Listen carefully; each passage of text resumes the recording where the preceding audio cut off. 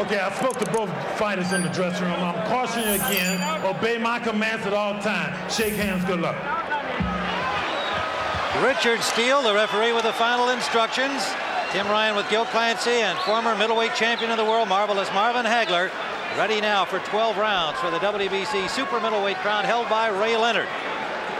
The crowd about evenly divided by the best my ears can say. There are a lot of Dorian fans here as expected, and a good contingent of Leonard fans. We'll find out who cheers the loudest as the fight progresses. Round number 1.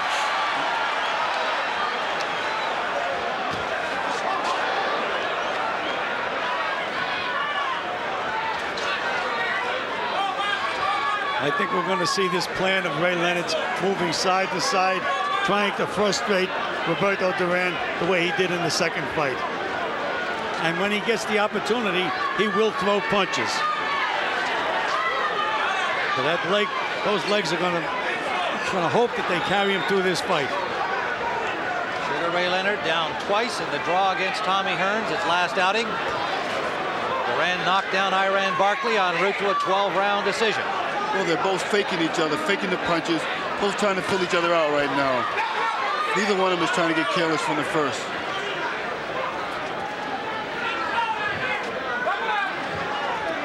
You know, Duran throws that jab out, but he doesn't really try to hit anything. It's just like a rangefinder, waiting to see what you're going to do. Then he looks to nail you with the second punch. Well, Leonard just landed a nice left hand. That was the first punch of the fight right now. And you're going to see Ray doing a lot of this, covering this big ring, side to side.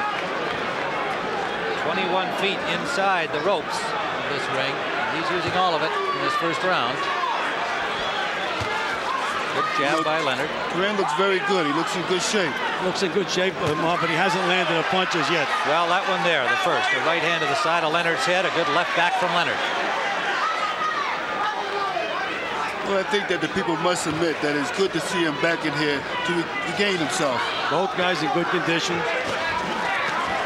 Left to the body by Duran.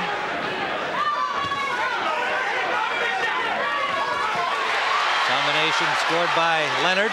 Well, that's what you're going to see from Ray Leonard. And you notice he's using that jab the way he did in the second fight, Tim.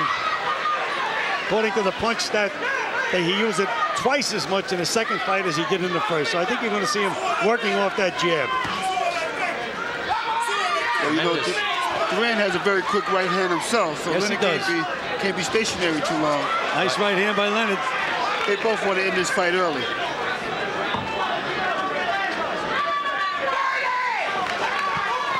Tremendous concentration by Leonard here in this first round. Continuation of what he said that has been the primary means of training for this bout. Concentration. Tim, I would say concentration by both fighters.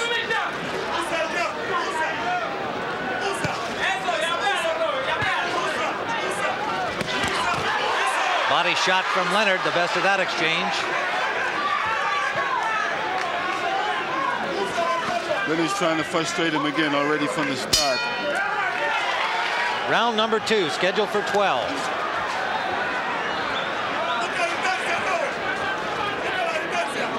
Well, Duran is really going to have to take it to Leonard. Well, what Ray is going to look to do, lull him to sleep a little bit side to side, get in, hit him with good combinations, and then get back out again. Duran surely is expecting this attack, though, gentlemen. He cannot be surprised. No question about it. So his question, the question about Duran then is, how patient can he be? How effectively can he cut off the ring?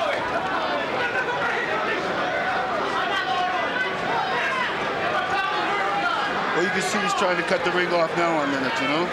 And that's a smart thing to do.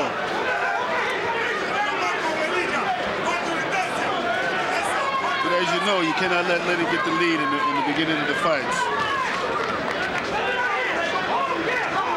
So I would suspect that Duran would have to throw some punches. Right hand lead landed by Leonard, a counter return by Duran. The main thing which I worry about by Duran getting down to 158, get his zap in his energy, and we'll find out in the late rounds.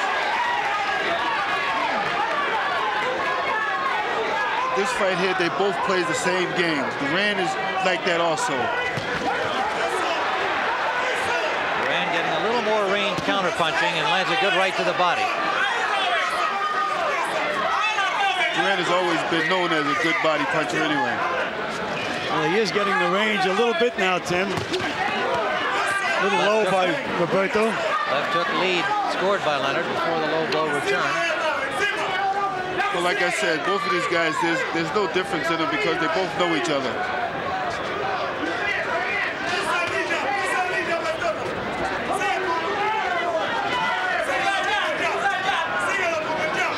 Ray is trying to feel his legs under him.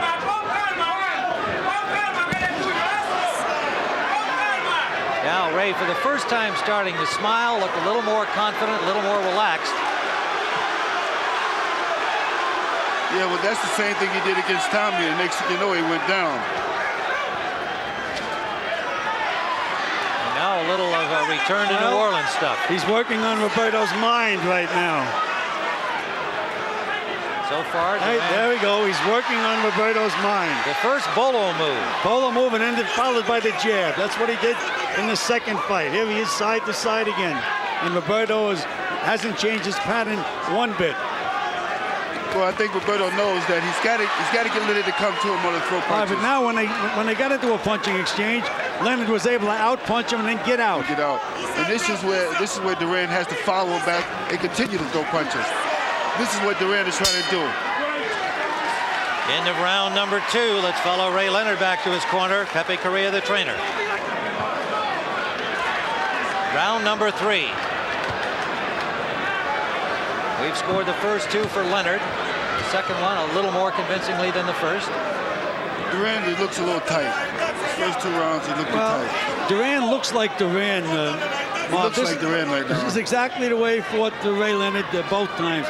He doesn't rely on a good snappy jab, just pushes it out, waits for something to happen, and then tries to counter. Yes. But every time when they're into the round, he'll shake his arm. He's still not loose yet. Roberto is going to have to nail Ray with a big punch, slow him down a little bit. Counter right by Duran, and then Leonard ties him up. I believe that Ray feels that he's a lot stronger this time than what he was the first 2 times.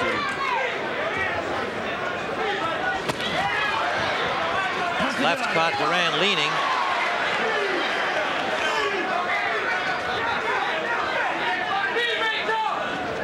And the difference between Leonard fighting a Duran and a Tommy Hearns is that Tommy Hearns is a big, tall guy. And when he thought he was out of Tommy's range a couple of times, that's when he got nailed. But Roberto was a short guy, so he just keeps Roberto where he wants him, and Roberto just can't quite reach him. Not up to this point, anyhow. Ray has said privately that he's glad to be boxing a smaller man for the first time in his last 3 bouts. Hagler, Lalonde, Hearns. Right hand lead landed, but he paid for it with a right return from Duran. But Duran is watching very, very good. He's not trying to make any mistakes, and then he's waiting for Leonard to punch so he can counter. Leonard quickly off the ropes. After another round of this, they'll go right back into the first 2 fights. No difference in the styles. Well, Pepe Correa in Leonard's corner said try to nail him to the body. Doesn't like those body shots. That could be for taking all that weight off in a hurry. Well, what's funny, well, Leonard's been knocked down twice, and Duran's been knocked out. So they both should have some kind of confidence that knowing that one of them can go. And Leonard nailed him, and Roberto just shook his head, which is an old Latin trick. Yeah, well, Duran, when he's in the inside, he's fighting kind of sloppy. His timing is off a little bit. Leonard's concentration is just great in this fight. A thinking man's fighter. That's Ray Leonard.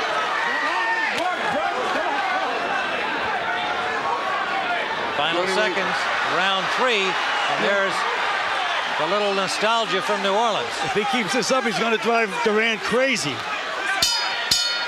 That may be the idea. Round number 4, scheduled for 12. Leonard's corner told him not to go get cocky on him now. Yeah, they said save the macho stuff for later in the fight. They expect Duran to wind down. Well, this is the time that Leonard's going to do anything to get Durant now, because Durant might start to loosen up. He can't get near Ray Leonard. Ray is keeping Durant exactly where he wants him.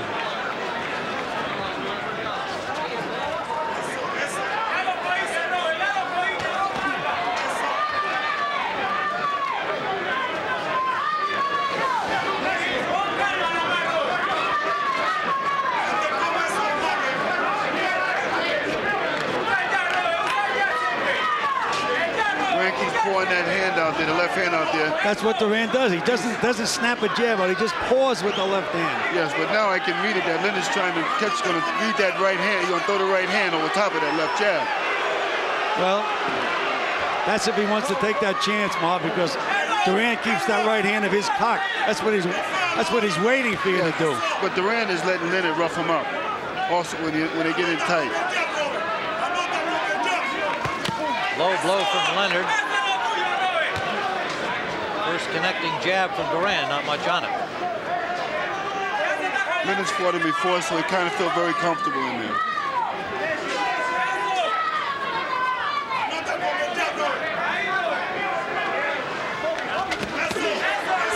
No damage. Inside now, Leonard with an uppercut. Leonard has to keep using that left jab. He can't forget the jab. Now he's moving around. He's not snapping that jab out. There's a good jab. Leonard's trying to use psychology and the movement. He's trying to put all these things together right now against Durant. And he's got Durant hesitating. Right hand by Durant. Started it with a left hook and landed the right behind it. Durant has to get closer. Really banged heads in there, both trying to get close. Durant has to show that he's just as strong as Leonard.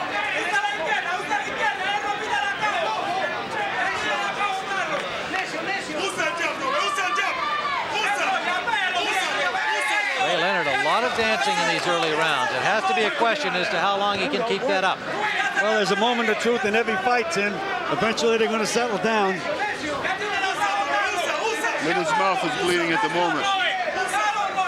There is some blood on the lower lip. It may be that his teeth were driven into the front of his mouth. And it also could be a head. And it is bothering Ray Leonard. There's no question about that.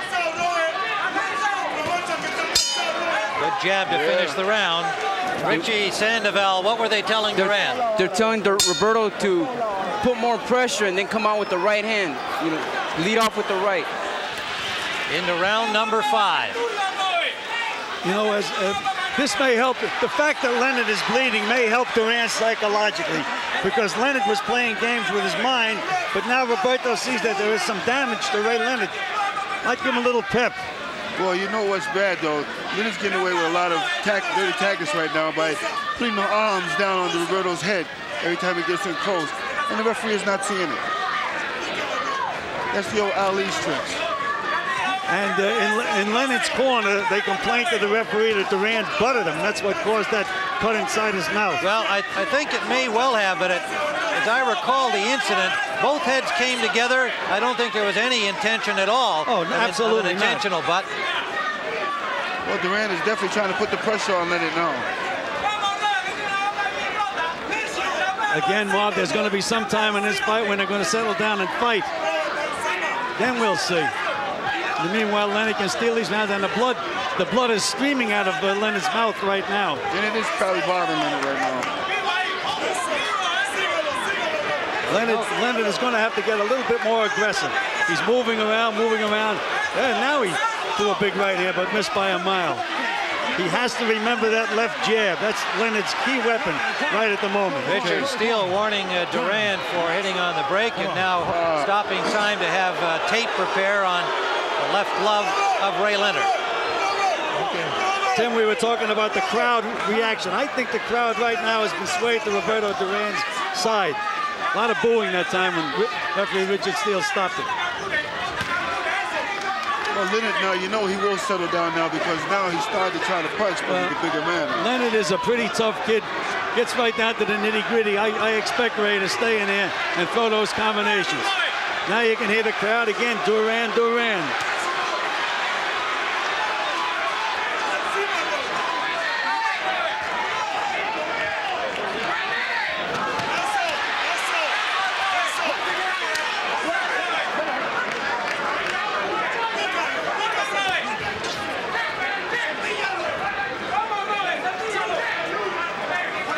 Durant can want this here fight too much. That it tightens you up. Very little offensive movement on Ray Leonard's part at the moment. Well, and Durant, for his part, has been very patient during the first 4 rounds, it seems to me, expecting what he's seeing and letting Ray circle and move.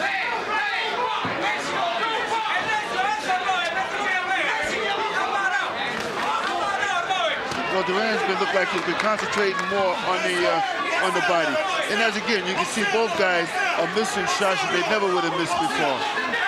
Well, 38 and 33 will do that to you, Marvin. End of round number 5. Eddie Aliano having to do work on the mouth of Ray Leonard. We're into round 6, scheduled for 12. And for the first time, really, Durant got the range with the jab. Well, I think maybe the blood coming out of Leonard's mouth can help. You see? Ray slipped. Took a left, but he slipped as the blow landed. Ray is going to have to get back and do a little more offensively. He's letting Durant pull him around, chase him around the ring. Durant wants this more than anything, and you could feel it. You see it in his eyes. Durant, they're really trying to close him to the corner. Ray tied him up effectively. He wants to knock Ray out. But you can't do it one shot. Ray is very, very hesitant. I think he's very conscious of that cut lip. Yeah, it's bothering him. Look at the holder behind the head. A warning from Richard Steele for that. Well, he also told Durant, protect yourself at all times.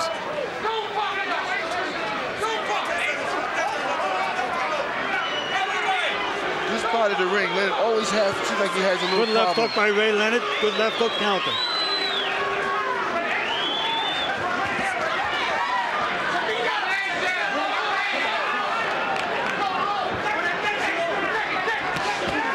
Right hand lead landed by Leonard. Durant ties him up. He's going to have to start throwing some punches, Tim.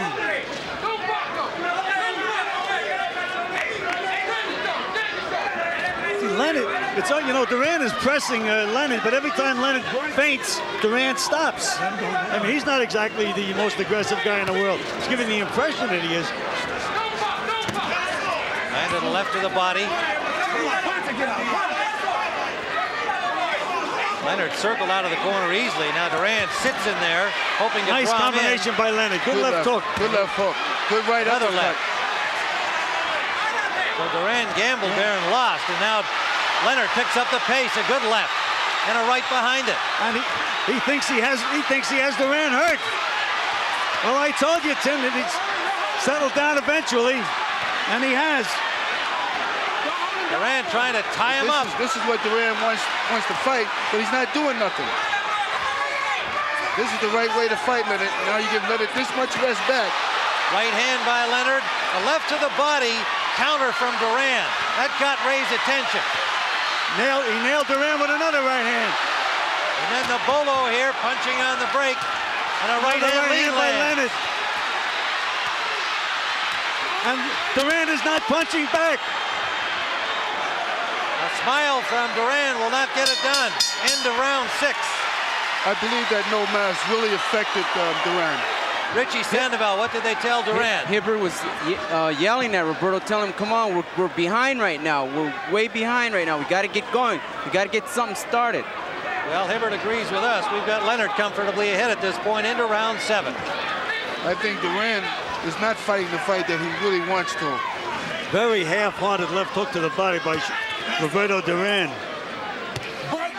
Tim Ryan with Gil Clancy, Marvelous Marvin Hagler, former bantamweight champion of the world Richie Sandoval, helping us with the Spanish translation. So far, this fight has gone exactly the way Ray Leonard planned it. Frustrate him, score points. When you catch him off, nail him with a couple of good punches. He's letting Ray do just what he wants to do out there. You know, every time Leonard feints, Durant stops. So he's not really the aggressor that you think he is. Right, and then Leonard will come up with a quick punch.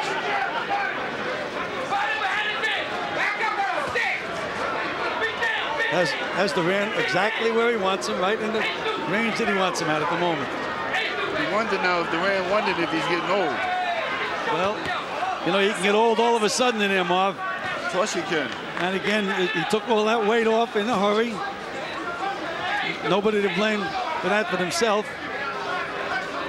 No, the money. It's half-hearted punches by Roberto Duran at the moment. Maybe he's trying to lull Ray Leonard to sleep. It appears that Eddie Aliana, the cut man, has done a good job in stopping the flow of blood inside the mouth of Ray Leonard. None apparent here in round 7. Well, Eddie Aliana is one of the best in the business. Well, Leonard gets in trouble now when he stops in that and stays there too long. You know, and he gets tapped on the chin. His leg begins to wobble a little bit now. Good left hook by Leonard. Duran is throwing half-hearted punches now, Tim. Do you notice that? Maybe he don't want Yes, he's landing them, but without a lot of sting, and now we must question the stamina factor of how much strength was given up in getting down to the weight. That was a nice sucker punch in there. He joined him in, caught Leonard with a nice left hook. It's all a jab by Duran.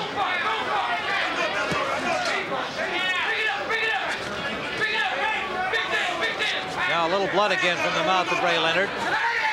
Right here is where you shouldn't let Leonard get that rest. Duran throw one punch and grab, and Leonard out punches him again. Good combination by Leonard, snapping the head back of Duran.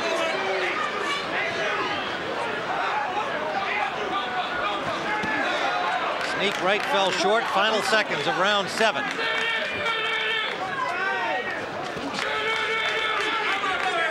Duran is progressively looking older, Tim.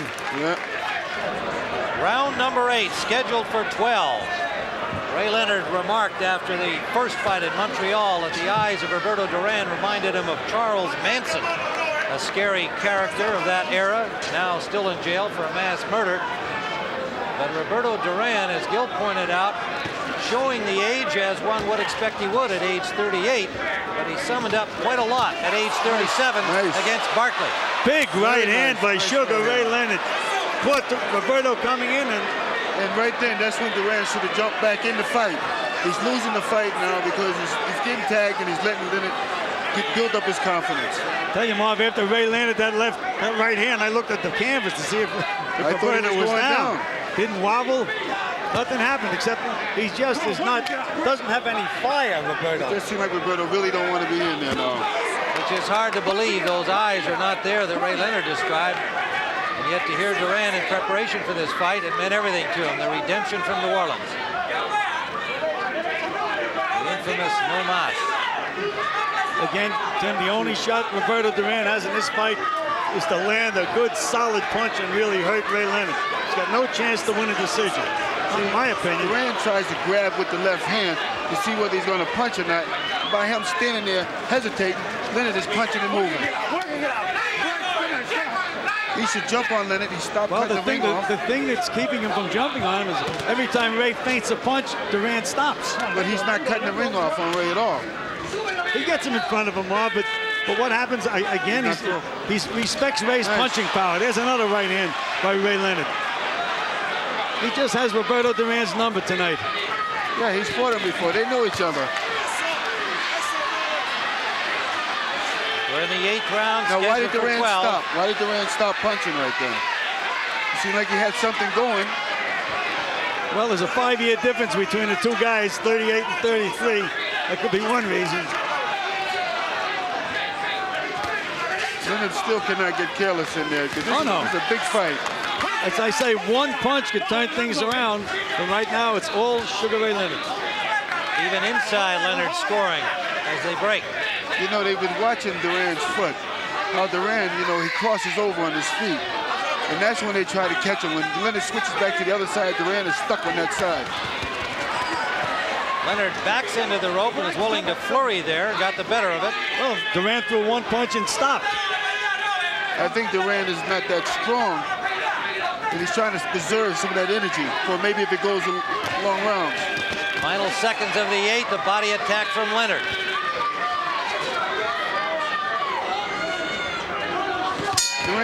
Duran should not be waiting.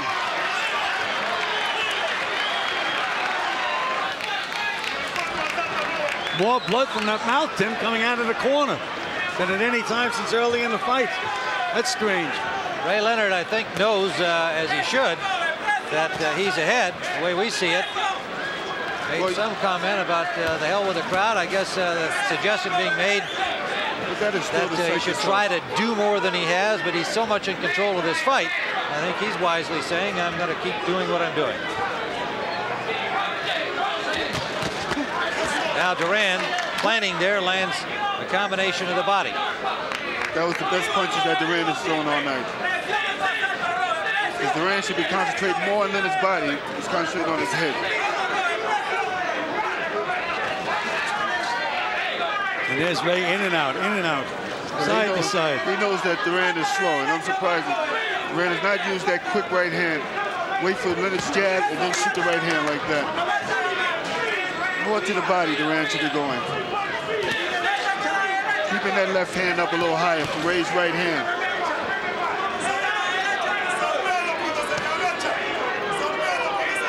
But again, it's Leonard leading, landing punches and escaping. That's getting some boos from Duran fans. Yeah, but now Leonard's starting to listen to the crowd, where he said he wasn't going to listen to the crowd and started getting flat-footed again.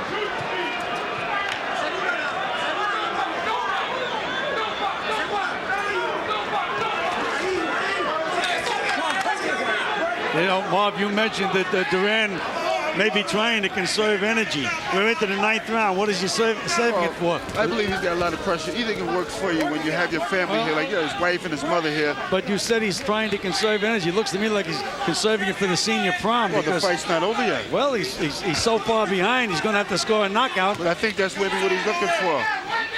But that's when you know when you look for a knockout, sometimes it never comes. You keep holding it all night. But he's not going to score it, Marv, unless he starts throwing some punches. He's got to go to the body. He's got to put more pressure, cut the ring off of Leonard, and go right to the body. Again, Ray is just staying out of his punching range. Just can't reach Ray. You got to make him fight you. Leonard for 33, showing excellent stamina to this point. Stamina and speed. Effectively Look at that left hand. Look fight. where his left hand is, down around his knee. And every time Duran leans back, he comes forward, and that's when Leonard hits him with the right hand. Watch Duran when he tries to get out of the way. See, there you go. That's it. Because Duran is rocking. Well, what he does is Leonard puts you to sleep, then nails you with a few punches, wins the round, and that's all he has. There he is again. Now Leonard driving Duran back into the ropes. Perfect fight plan for Sugar Ray Leonard. Duran on the ropes and Leonard in command, and now draws him out as the bell ends. Round number 9. He's not doing anything. He's just staying there and stalling. Well, his handlers are agreeing with our view at this point. We have Leonard comfortably ahead, and there is no fire in the eyes of Roberto Duran. No, I think basic Sister Gomez, all he wants to do is go in there again and show the people if he lasts the distance, that he went in there again and he regained a little bit of something back. I don't agree with that, Marvin. I think he thought he could win this fight, but Leonard has discouraged him. And Leonard is banging him right hands to the ribs. And there's that left hook after showing him the right hand. Maybe there's the age factor. Whatever it is, Roberto Duran. And there it is again. Ray is just defying him with that right hand. Come on, work it, get out. Ray Leonard, who loves the challenges, loves to beat the experts. Those who criticize the performance, and rightfully so, against Tommy Hearns, all it did was drive him to what he's doing right now. Excelling one more time. Well, I give Leonard a lot of credit for his game plan, but I can't understand Roberto Duran wants this so bad. Why is it not a better fight? Well, as you said, he was trying to conserve energy. I can't figure out what he's conserving the energy for. Punch to get out of there. Punch to get out. Come on. Well, Gil, like you said, maybe it's too late now, but you know, again, it only takes one punch. Well, that's it. Then And that's there's the the right hand again. That's the punch that Leonard's corner was teaching him to throw. Again, Roberto's not going to land the big punch unless he takes chances. He's going to have to take chances and try to reach for him. Take a chance of maybe getting nailed, but he's going to have to throw some punches. He doesn't have it. Come on, work it. All that That's the answer. Okay, let's be honest.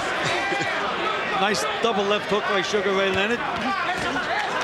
We're in the 10th round, scheduled for 12. Sugar Ray Leonard's title at stake. A right hand lead by Duran landed. Didn't bother Leonard. Yeah, but he should throw more of those. Just throw him. What he's got to lose? You know, Sugar Ray Leonard had some tough spar partners. Engels Pedrosa, one of the best young punchers around. So he's prepared for guys who can throw punches.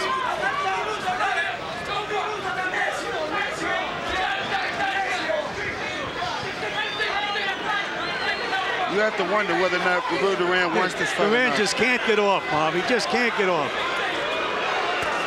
Can't get off. And the crowd is reacting. And Leonard, that's where Leonard wants to keep him.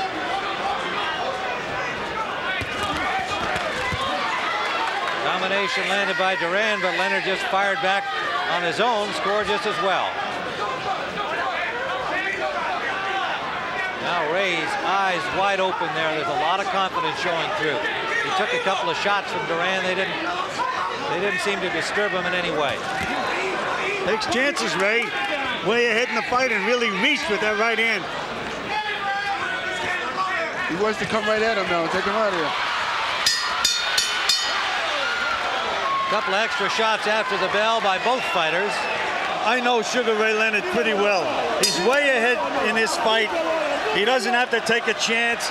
I think he may go out and do something spectacular in these next 2 rounds. I agree with you, Gil. I think he is a man of the moment. He loves the spotlight. He loves the stage. He loves to gamble and risk. I mean, all he has to do now is feint, jab, and walk around the ring for 2 rounds, and he's got it won. But I don't think he'll be satisfied with that. Well, Duran's face don't look like he really wants to win the fight. No, you can see in the fighter's face. He's discouraged, Marv. Get out of it. He looked like a 38-year-old man just then.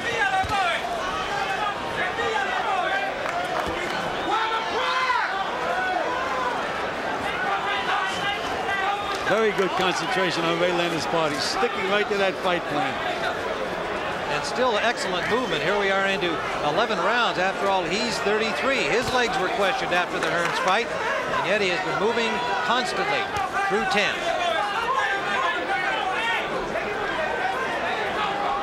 Side to side, side to side. Because Roberto, he's keeping Roberto off balance when he goes to the right.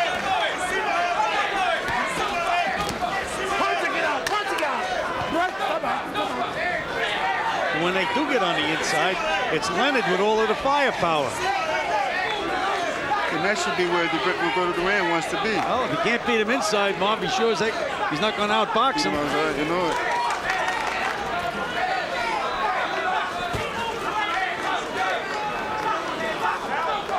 At this point, a masterful performance by Sugar Ray Leonard.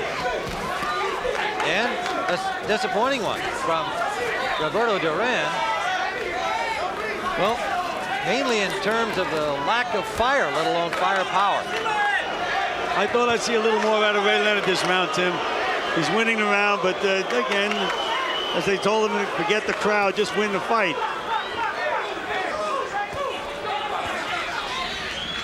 I can't believe why Duran is not moving his head to the side. He's moving it straight back. Duran has nothing right at the moment, Marv. Yes, Ray's playing now. Some of the showboat from Ray, who certainly can feel safe at this stage based on what's occurred so far. Well, the fight's not over yet, and you can't get too overconfident.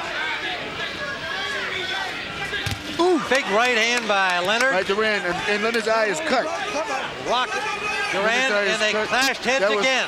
That was the hardest shot that Duran threw all I think night. it was a good right hand by Duran. And that's what he was saving for, I think so. reserving. They both landed, and the most damaging one clearly was by Duran, just after Marvin Hagler said the fight isn't over yet. And now they should perk Duran up to go after the eye.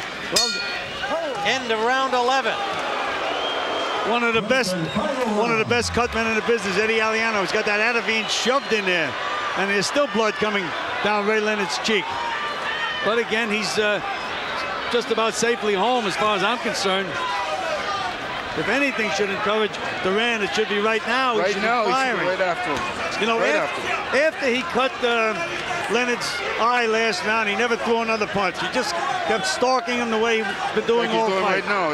He should be cutting that ring, put a little bit more pressure on him. No punches from Roberto Duran. Blood from the mouth of Ray Leonard and from the eye cut in round 11. You know, Tim, if you look at both of these guys when the fight's over, you think that Duran won the fight. Duran, I don't know what Duran...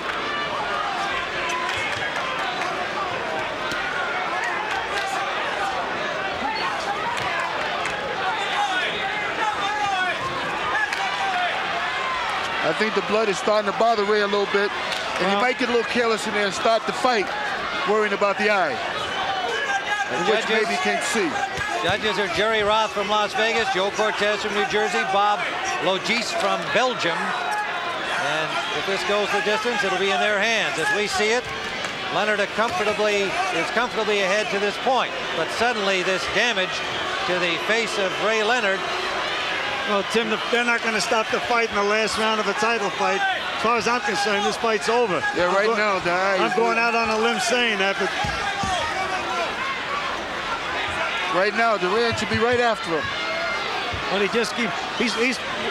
Duran's used the same pattern for the entire fight. No change of strategy. What's Duran waiting for? Well, one would think he'd just bull rush in here. That's his only chance. You know that Leonard's just trying to beat that clock up. Tried it there, and Leonard escaped easily. And the crowd doesn't like it, Tim. Now Ray's moving around with his hands down. Switching from southpaw to right-handed.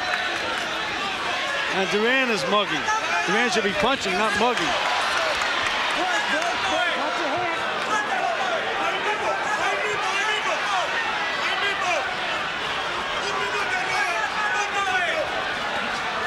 Leonard was the heavy favorite coming into this bout, and most of the boxing experts picked him to win. Some went with Duran. To this point in the bout, he has excelled, I think, even the expectations of all those who thought he should win the fight. Well, this fight's going to be over. Final seconds. That's it. Duran raising his hands, and not sure what for, but Ray Leonard, well, Tim, in the arms of his handlers. We have Leonard comfortably ahead in the fight. No question in my mind that he won it. I guarantee you the judges scoring we were a lot closer than ours. Well, I think you're no doubt right, and we'll find out shortly. I felt Ray won the fight. Jerry Roth scores the bout 119 to 109. Joe Cortez scores it 116 to 111. And Bob Logis scores the bout 120 to 110 for the winner by unanimous decision. And still, WBC Super Middleweight Champion of the World, Sugar Ray Leonard.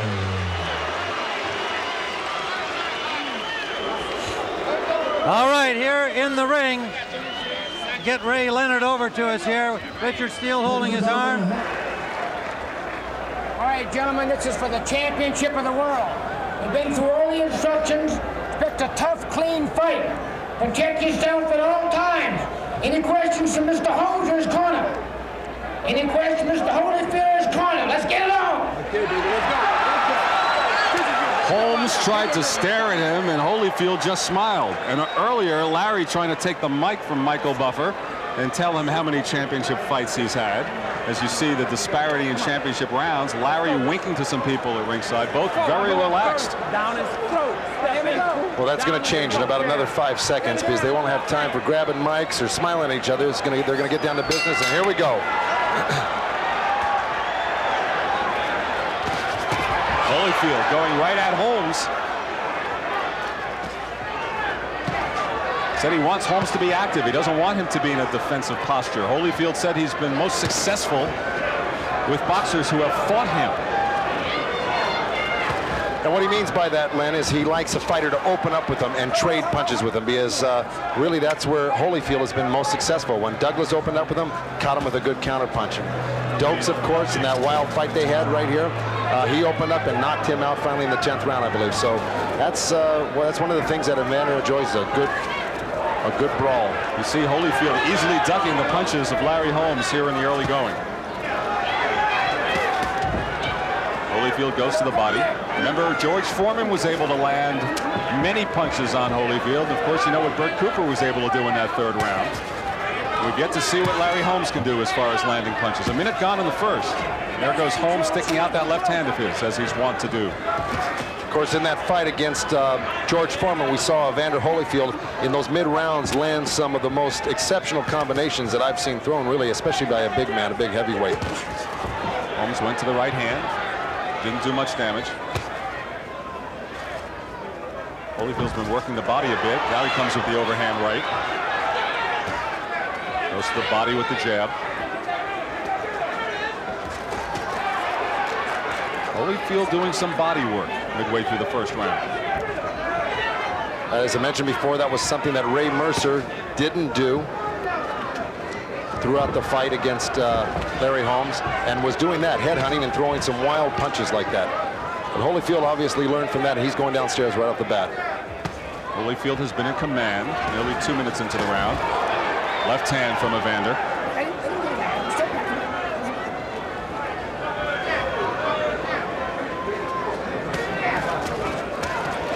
Well, as Holmes said to the camera, he was no Tommy Morrison against Mercer. He's quickly learned that Evander Holyfield is no Ray Mercer here. It's a very good point, because Evander Holyfield really is fighting the right fight, putting pressure on, and putting Larry Holmes in a defensive posture throughout this first round. Holmes has yet to land a good blow. It's been Evander Holyfield here in the first round.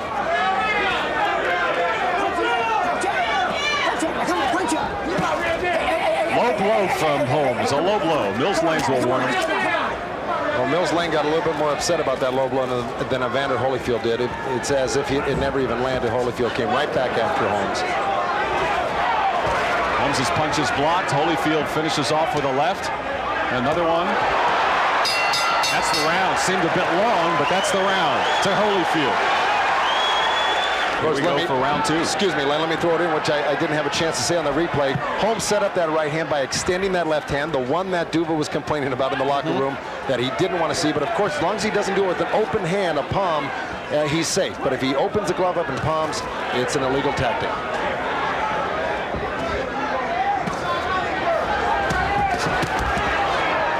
Holmes doing an effective job of parrying the blows of Holyfield.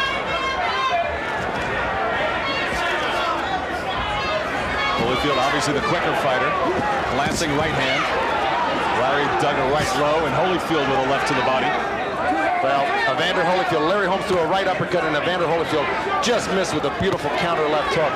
And that's the thing that I think Evander has in his favor here, is that good speed, the good counter punch. Well, here's where it looks like the Mercer fight. Holmes was content to stay in the corner and scored. And here Holyfield, now he's scoring two left hands. The uppercut from Holmes. Oh, left hand from Larry Holmes. So the Mercer tactic working here against Holyfield.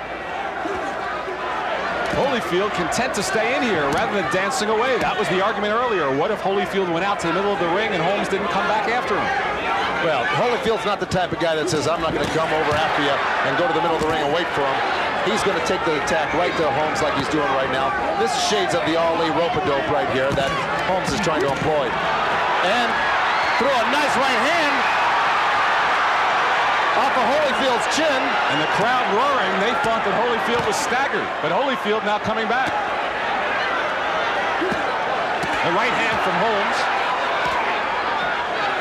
Holyfield content to dig his head in here in the second round. Oh, Holmes with the right uppercut. The right uppercut that landed a little low. Of course, Mills Lane on the other side didn't see it, but snuck that one in a little low. Content to stay in the corner, and Holmes scoring.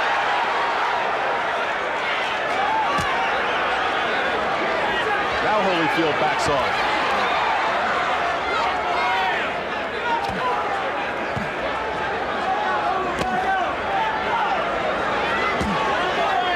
Holyfield consistent in all of his defenses. He takes punches.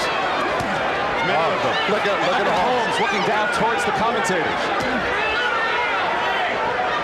Well, he's looking directly at George Foreman, the man he has eyes for as far as if he wins this fight, that's the man he wants to fight. Larry Holmes wants to fight George Foreman. And he's giving it to Evander Holyfield more than he's getting. And right now he's fighting Evander Holyfield quite well right here in the corner. Final seconds of the second round. George Foreman working tonight's bout for HBO on tape delay. And a big smile, he's looking down. No, Duva says go to the other corner, and Holmes pats him on the head. Larry enjoying himself. Third round. Now they're in the middle of the ring. And Holmes goes to his hammer, the jab. It's a strong second round for the 42-year-old.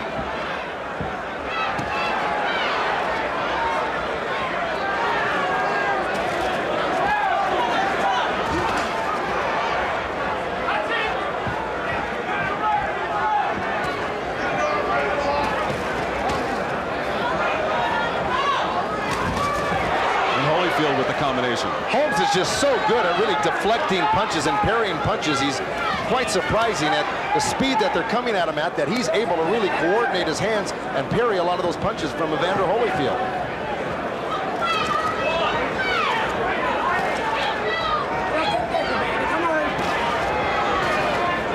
Of course, Holyfield waiting for the one that he isn't able to parry that can maybe start off a rally for himself here. But right now, Holmes is really fighting a beautiful offensive and defensive fight. And Holyfield trying to set it up with the jab. He did not jab as much as his corner wanted against Cooper. Trying to be more effective with it to set up that right hand here tonight. There it is, the right hand. And it was a big one. And another one from Holyfield. Holmes' eyes are clear, though. He absorbed that quite well. He was looking right at his man in front of him.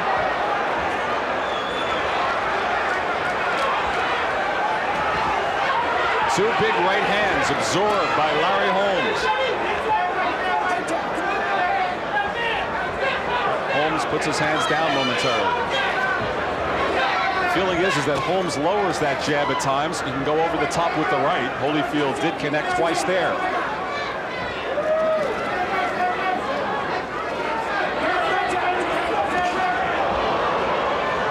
Missing as he tries to come out with the right hand. Inside of a minute remaining in the third. Holyfield connects with the left hook. And Holmes taking it all.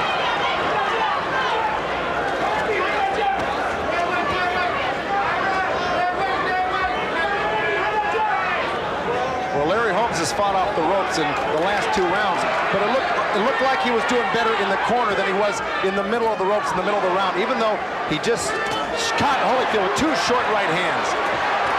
And Holmes was smiling moments ago, almost in disdain. Oh! He's fighting at Holyfield. 12 seconds to go in the round.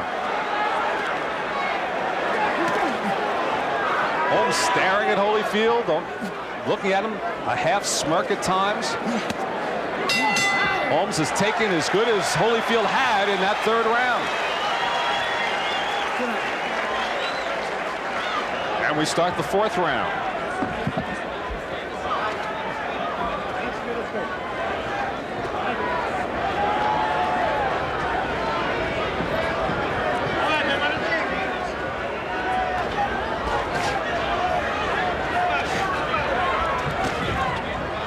Holmes' corner wanted him to go to the jab. Holyfield, as we noted, using more of it tonight than he did against Cooper. Another right hand, glancing from Holyfield.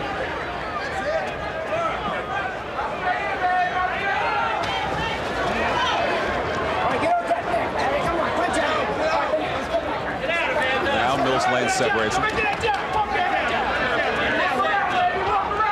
Holmes' corner urging him to use the jab. Larry puts the hands down momentarily again. Almost trying to taunt Holyfield to come at him.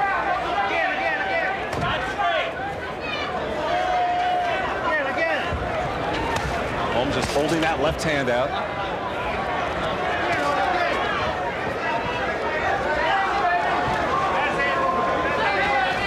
Not much being landed here, but by virtue of Holyfield pressing the action, trying to make the fight happen, of course, you know, he's going to get the favorable scoring at this point as far as this round is concerned.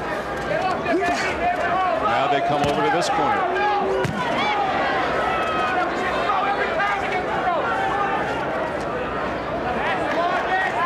Holyfield backs off this time.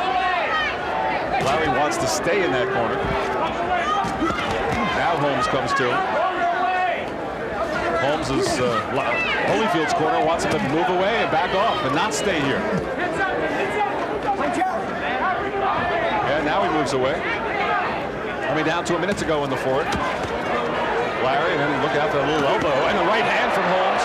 Good right hand, left hook, uppercut, and Holmes is really doing quite well against the ropes. And this is obviously the reason why Lou Duva wants Holyfield to take the fight to the center of the ring. Holmes again, effective with the right hand. The odd number rounds have gone to Holyfield thus far. The even number rounds, Holmes has been better, operating from the corners.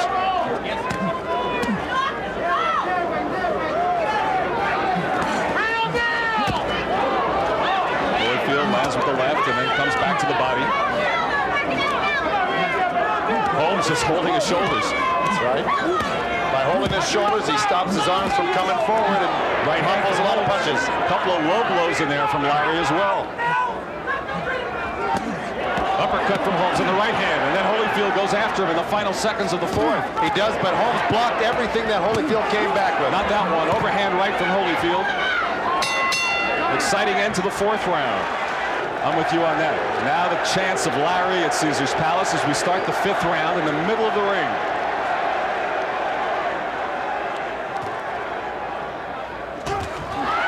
Larry landed the right, and then Holyfield landed. Holmes stepped in with a jab right hand that really had a lot of vicious intent on it, and of course Holyfield rode it out and tried to come back with his own counter right hand.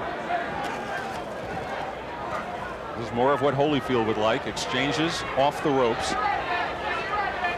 It seems to be the way we've been operating in the odd-numbered rounds.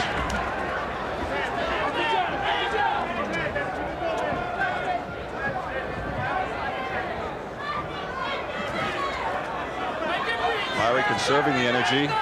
Holyfield utilizing it more. Nearly a minute gone in the fifth.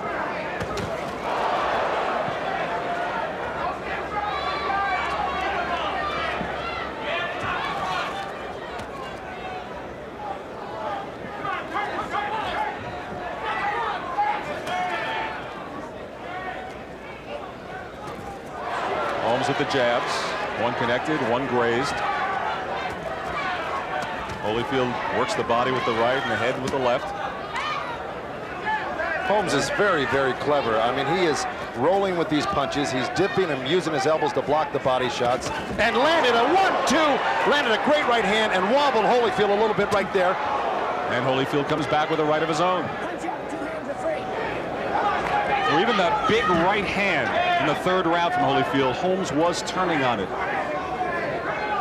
That's right, and that's why I said it didn't look like it affected his eyes. You got to look into a fighter's eyes. And there goes that counter right hand. And a good combination from Holyfield. Holmes started it, then Holyfield came back and finished it. That's right. Holmes led with the right hand, and Holyfield came back. Something Mercer did not do in that fight, as we go back to that fight as an example.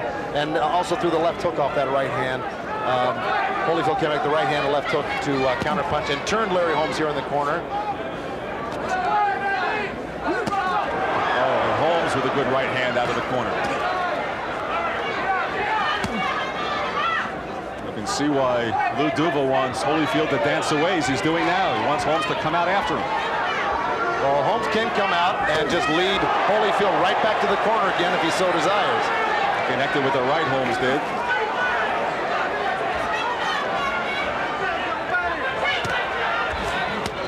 Working the body again, Holyfield is as the fifth round wanes.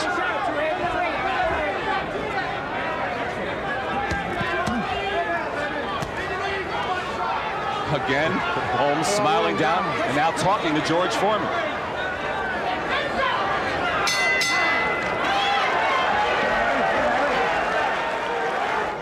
As we start the sixth round. Maybe I'm stopping short of saying that Larry Holmes is winning a lot of these rounds as this fight goes on.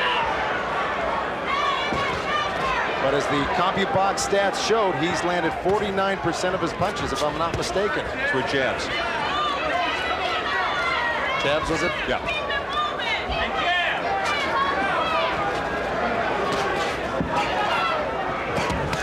Oh, Holyfield cracked the right hand over the top. He did, and again, Holmes is rolling with it. Got and the a couple shoulder. jabs from Holyfield. Larry Holmes is great at getting in the shoulder in the way of the chin and rolling with that punch.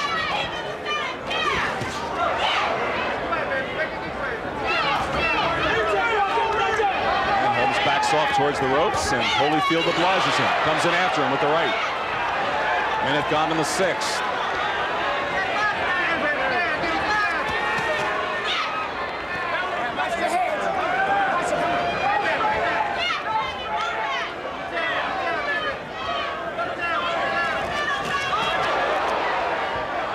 grazing left hook from Holyfield.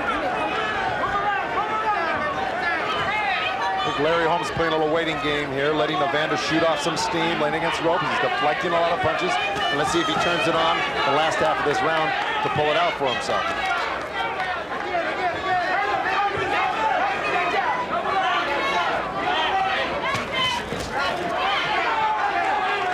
Holmes will jab, and then Holyfield will come in after him.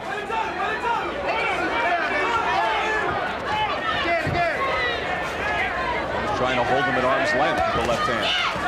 And Holyfield working the body again. Larry Holmes stuck out that jab. Holyfield put a right hand right under the jab to the ribs. He's going to have to do a lot more than that to really get Larry Holmes in trouble. He's going to have to be punching in combinations once he gets inside. Larry missing the big uppercut. Inside of a minute remaining in the 6th. Fairly even fight thus far. Mills Lane says no wrestling as they were pushing off towards the corner. Oh, right hand from Larry Holmes. And Holyfield, as he's shown, continues to take the big punches. Lands some of his own. Another right hand over the top from Holyfield. A left, another right from Evander. And Holmes coming out of there. One or two of those right hands got in. Larry Holmes again deflecting a lot, came back with a little body shot of his own, but landed the more clean and effective punches right before that series on the ropes here with two right hands. Holmes landed two great right hands. Final seconds of the 6th. And Mills Lane telling Lou Duva to get out of the ring. It's a terrible cut, and it's in the eyelid, and it's already bleeding, and it's bothering Evander Holyfield. Remember, we talked about fateful 7th rounds. Here we go. For Larry Holmes. Holmes trying to work that eye with the jab. It was an elbow, as we saw from that replay. We're right at the end of the round. And now Holyfield squinting a bit as the blood flows from the right eye.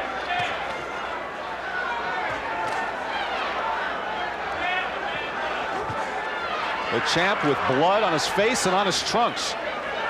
And a long way to go. I can't remember when I've ever seen Evander Holyfield cut.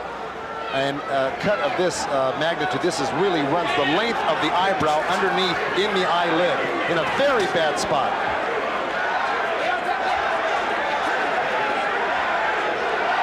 Wow, that is a gaping gash on Evander Holyfield. And Holyfield trying to go back to normal procedure, jabbing and then following up with the right. Holyfield's offense has been virtually ineffective against Larry Holmes to this point. And snapped his head back with a jab there, Joe.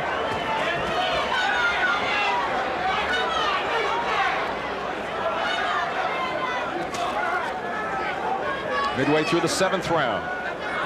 The blood continues to flow in the right eye of Evander Holyfield.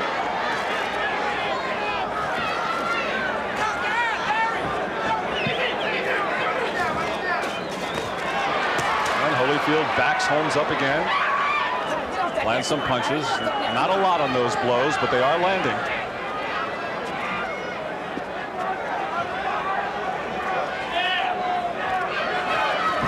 Larry trying to hold him off with the left hand, as he's wont to do, inside of a minute remaining in the 7th. Punch out, come on. Punch out, come on, punch out.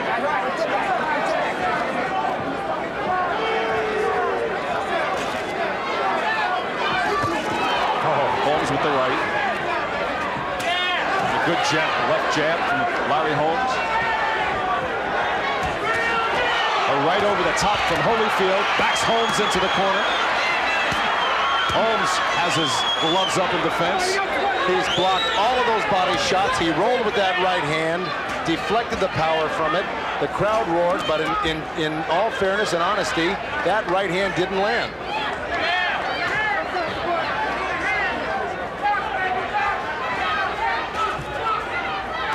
Oh, good right hand by Larry Holmes. Stepped right in off the jab.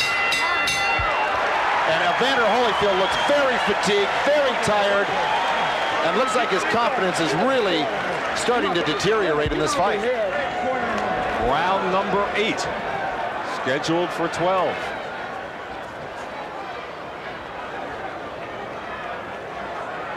The bleeding has stopped momentarily.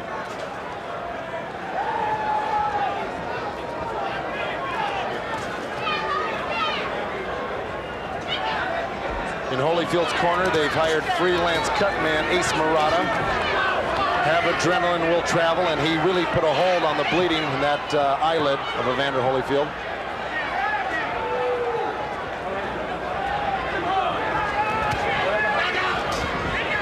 Larry is talking to Evander Holyfield as he fights him. Holyfield obliges him with a combination that lands. Good left to the body and the right over the top from Holyfield. So Holyfield, despite the cut, is fighting his fight. Despite the cut, but now that cut is opened up again and it is dripping blood. And there's got to be a sense of urgency on Holyfield's part at this point, because that cut is very bad and it's bleeding. And I don't know how much longer that the doctor will let this fight go on with a cut like that.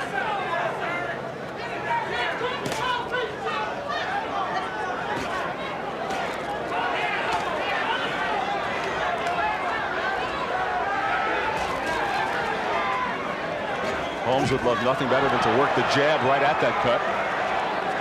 Maybe should be doing more of it. Take advantage of the situation midway through the 8th. Well, first thing you want to do is land the jab anywhere. Second thing you'd like to do is land it on that cut. But he's got his hands full landing it anywhere.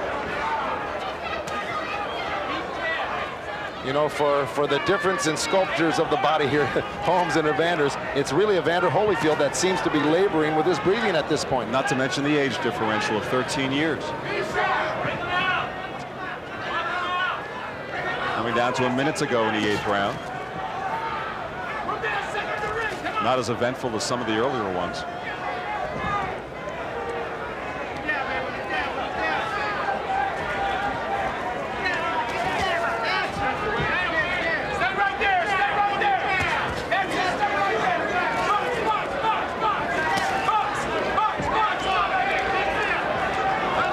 Quiet 8th round. Not bleeding profusely, Joe. The blood is welled up, but I did a pretty decent job in the last break in his corner.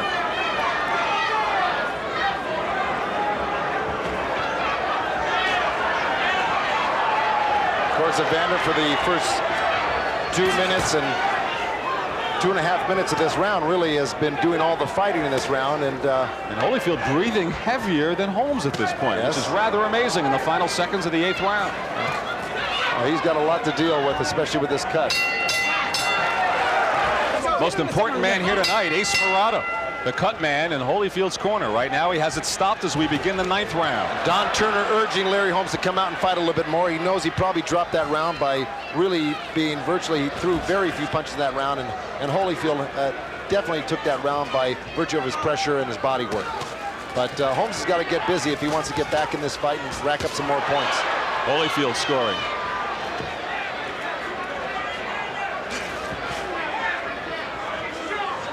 Larry trying to shake some moisture off the bottom of his shoe. He came out dripping wet. They must have poured a gallon of water over him during that break.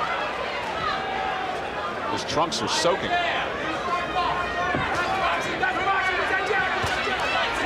And Holyfield working the jab.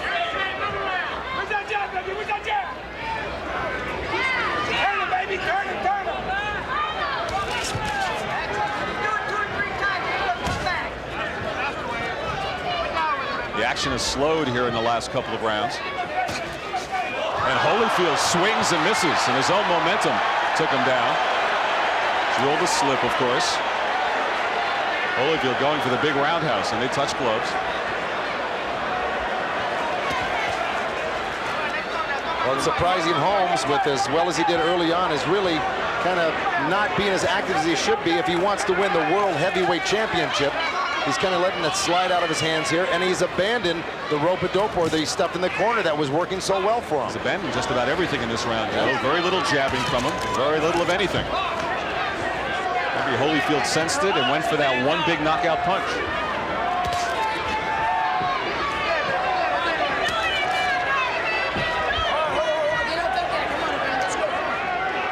If you're judging a round like this, it's really the man who carries the action. And up to this point, it's Holyfield. That's right. He snaps Holmes' head back with another jab. Oh, and Larry counters with a right hand. And a rare left hook from Holmes. Inside of a minute to go in the 9th. This is what I pointed out at the beginning of the fight.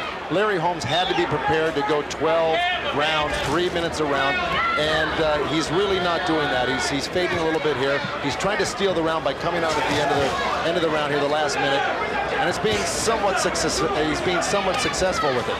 But to win over the judges, and he's had bad luck here in Vegas, especially with the Spinks fights, he better get on the ball if he wants to win this fight. Little trickle coming out of the cut over the right eye. And Holmes now the man breathing harder, so maybe the last 3 rounds conditioning will tell in the warm Las Vegas night. It's no longer hot.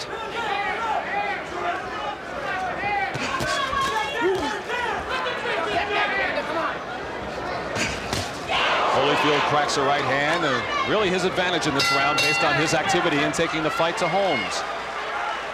Exactly right, Len. Here we go, round number 10. An amateur fight, as they said in the corner, meaning 3 rounds to go. But this is for the undisputed heavyweight championship. And really a lull has settled over. Crowd waiting for something to happen which isn't the last couple of rounds. Well, Larry Holmes may have been cruising these past couple rounds to save it, to turn it on these last few rounds here and maybe steal the show or try to go for a knockout somehow. And I think that's what he needs, because Holyfield's taken the last few rounds. You saw right there, Holyfield would not go into the corner with him, and now he's backing off the ropes a little bit. But worked very effectively in the 2nd and 4th rounds for Larry Holmes. Hasn't really worked since. And the most telling blow thus far was in the 6th round. What we think is an unintentional elbow from Larry Holmes right at the end of the round. Bleeding has been stopped. Credit Ace Murata for that. Beautiful job. With an occasional right hand downstairs from Larry Holmes also right there.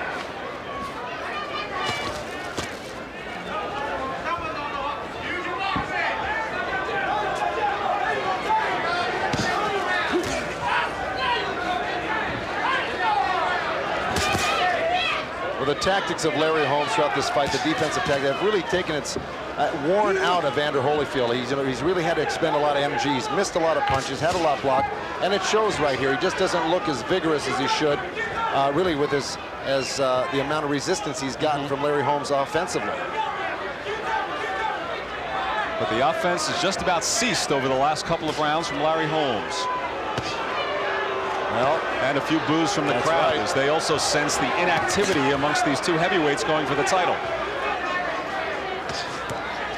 And if it continues like this and finishes up a decision, and should Holyfield win, all the same questions will go unanswered about Evander Holyfield.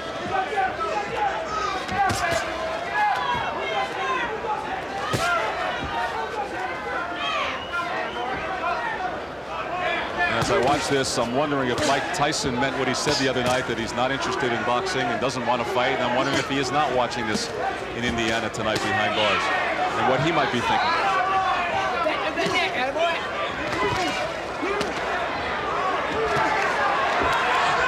Inside of 30 seconds remaining in the 10th round.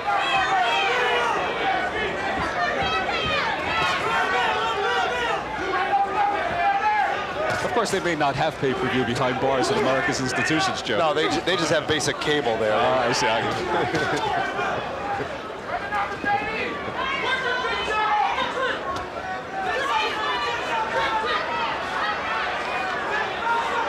So much of the same. The 8th, 9th, and 10th round, much to the disappointment of a nearly sellout crowd at Caesars Palace.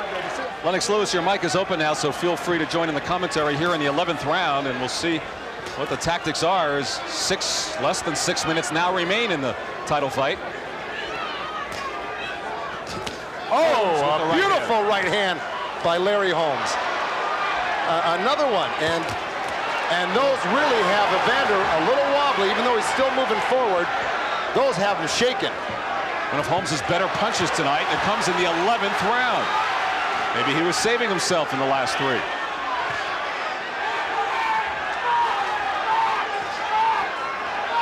Well, I'll tell you, Evander's really laboring right now. He doesn't look like He's ready to fight back after these right hands. He's not counter-punching. He's kind of falling backwards. I think Larry Holmes should really be turning it on right here. If he can, that's the question. And Evander Holyfield's right eye a little bit closed as he goes with the left hand.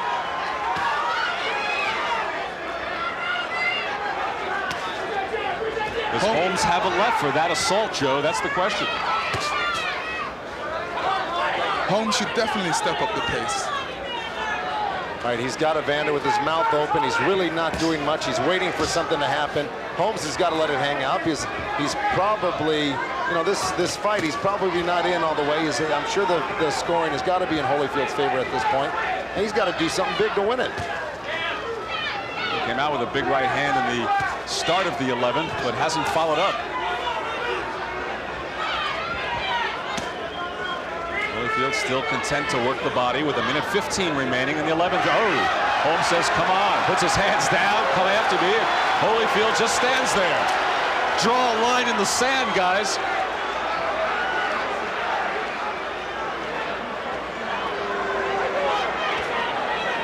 Holyfield is the champion. He's looking a little tired out there.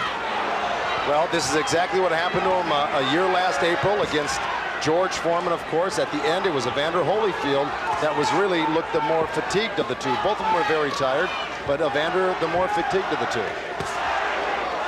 The crowd again starts the Larry chant as we come up on 35 seconds remaining in the 11th.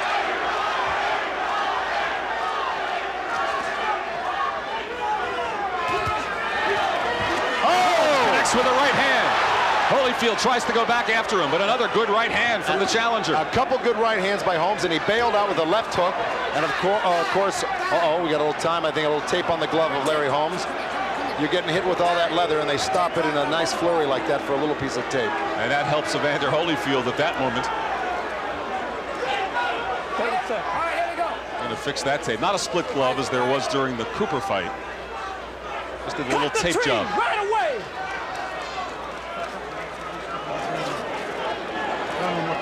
See the blood there by the right eye. All right, time. All right, here we go, man. Let's go. I think Holyfield might have enjoyed that little break. Final seconds of the 11th round. And a good Larry Holmes. Another good 1-2 from Larry Holmes. Comes out with a couple more. Holmes definitely took that round big. Landed a good 7-8 good right hands during that round. Touch gloves for the 12th and final round for the World Heavyweight Championship. Holyfield abandoning the jab there in the 11th. Holmes will be going for the knockout. He knows himself he needs it.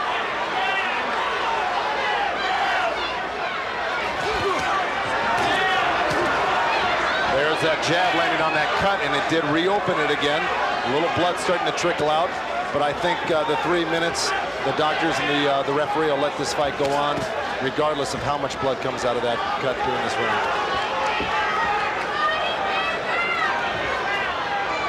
Of course, Holmes thinks he needs the knockout, but when it goes to judges' scorecards, you just don't know how close it might be at this point.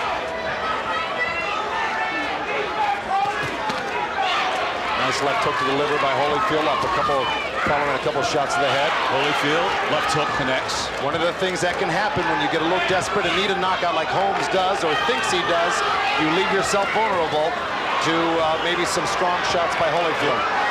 Look at the laughing from Larry Holmes. Now he goes into a bit of an Ali movement as Holyfield was landing there, and Holmes was showing disdain, but he has to show more than that here with 1:40 remaining. That's right, and by laying on the ropes and Holyfield not obliging him, nothing's going to happen for Larry Holmes. He's got to press it like he did with that right hand, and that was a nice shot.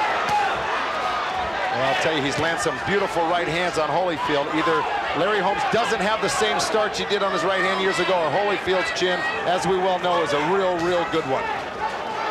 Remarkable that the 13-year age difference, and they're breathing about the same here with 1:12 to go in a 12th round fight. Two more right hands, a long one and a short one on the inside landed by Holmes. You know, you got to ask yourself, are the judges maybe going to remember how Holmes may have gotten jobbed in that last Spinks fight, which I think he did, and maybe try to make it up to him a little bit? I think that's a reach, Joe. I don't know. It's a long time ago. Well, let me tell you something.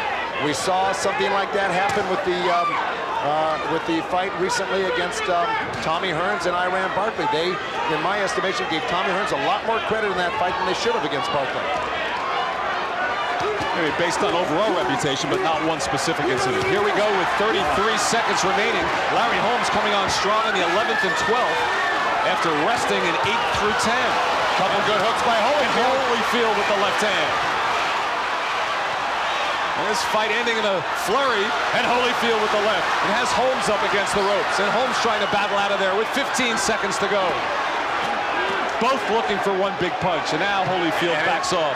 It's Holmes who runs Holyfield off the ropes here. He only had 15 seconds left. He should fight to the finish here and ensure the victory for himself. And Holyfield ends bleeding, and the two of them, well, finally, Holyfield the one to put an arm around Holmes. Holmes, as George Foreman did before him, takes the champion the distance. Chuck Giampa scores the bout 116 to 112. That's the same score, 116 to 112 from Carol Castellano, and Glenn Hamada has it 117 to 111 for the winner by unanimous decision, and still the undisputed heavyweight champion of the world, Evander Real Deal Holyfield. Ladies and gentlemen. So just about as we saw it, Evander Holyfield retains his title, and now we'll look forward to the winner of the Riddick Bowe Pierre Kutzer fight coming up in July, and that championship fight may very well wind up in November to be Evander Holyfield versus either Bowe or Kutzer. That's the way it looks right now. He's really moving up a few pounds to fight at junior featherweight. How much has he got left? He fought 2 notable fights against a very good young fighter, Abner Maris, in which he lost decisions. He said that coming up to 22 is not a problem for him. Rigondeaux says he might even go up to 26 at some point. But right now they clash with his title at 22.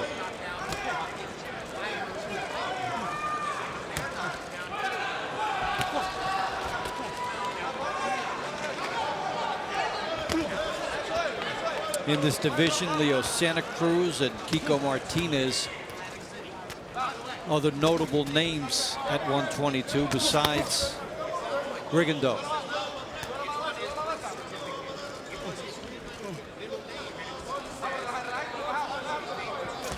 Becco's real name on his birth certificate is King Kong. Joseph King Kong Becco. And he said just because of that name, he was always challenged as a child in the streets. And that was his origins as a fighter. Yeah, a lot to live up to right off the bat. You know, Ghana was another former British colony where boxing took hold.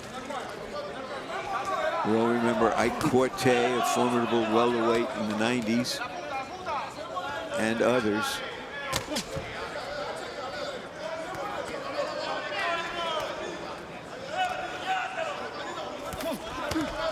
Rigondeaux with the left hand underneath. Becco trying to get inside the jab and eats a right hook on the way in.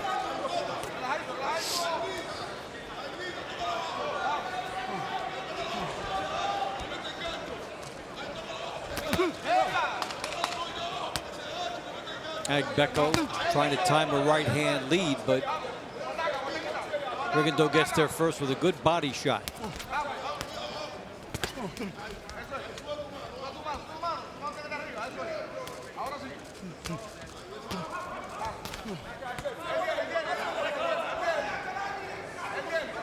Rigondeaux must feel pretty confident facing what looks like a smaller opponent. He's being more flat-footed than we've seen him in previous fights. So perhaps he is looking to make an impression on everyone that he can bang as well as box. He was sensitive to comments about that, and they came from Bob Arum. I think he was trying to motivate him, bring him to another level in this fight. When your own promoter criticizes you, you got to hear it. No place to go. You have to hear it indeed.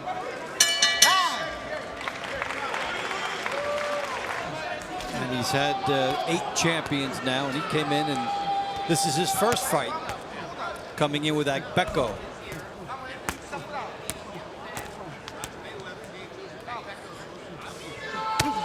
Right hook here by Rigondeaux. Watch your feet, gentlemen. Watch your feet.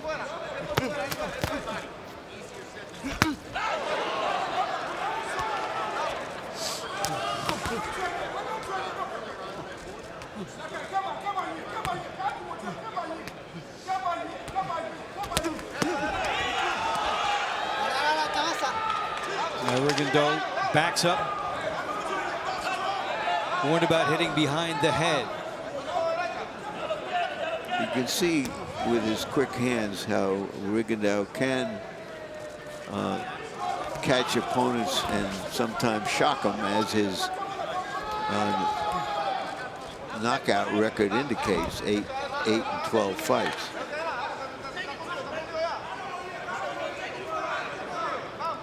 But it's also apparent at this moment that both fighters would rather watch the previous fight than be in one of them. And that was some war. James Kirkland and Glenn Tapia. Kirkland gaining a knockout victory.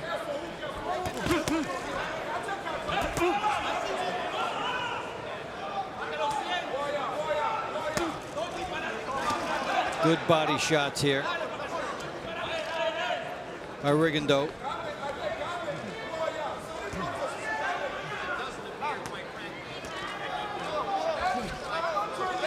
Becco looking for a way to get inside, but that's a difficult proposition against Rigondeaux, who has great quickness and great legs. He's had good sense of anticipation as well.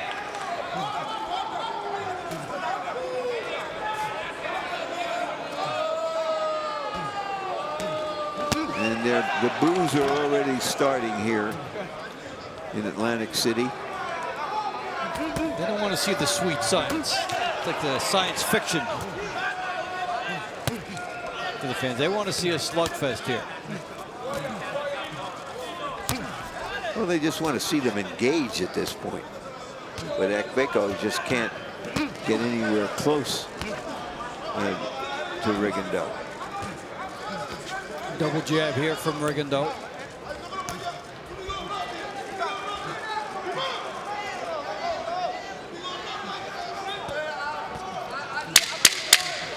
Segundo, 5 seconds. So it's another good round on the outside for Rigondeaux. Made a huge one-round KO and vaulted into prominence. And the word is he'll fight sometime in February. He's chasing Adonis Stevenson, and right now going to have to fight some other people first. But that's a 175-pound champion in Kovalev. Here, the 122-pound champion, Guillermo Rigondeaux, 12-0, 8 knockouts, is on his boxing game so far against Joseph Agbeko. We're in Atlantic City, New Jersey. Dave Bontempo and Larry Merchant with you.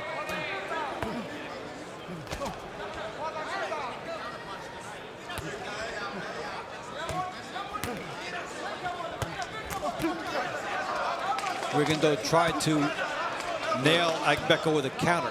Agbeko, again, still trying to find a way inside, and even those missed punches by Rigondeaux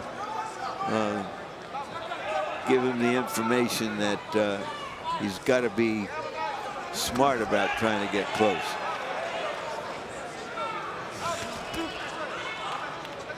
Rigondeaux keeping his balance, and though the right hook missed, he was able to drive the left hand home. Right hook here by Rigondeaux. And scores with a straight left hand. Another left hand gets in.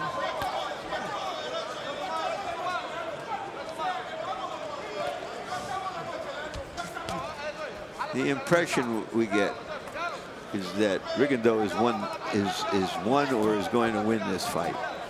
And the only question is how. Will he be satisfied to peck this out?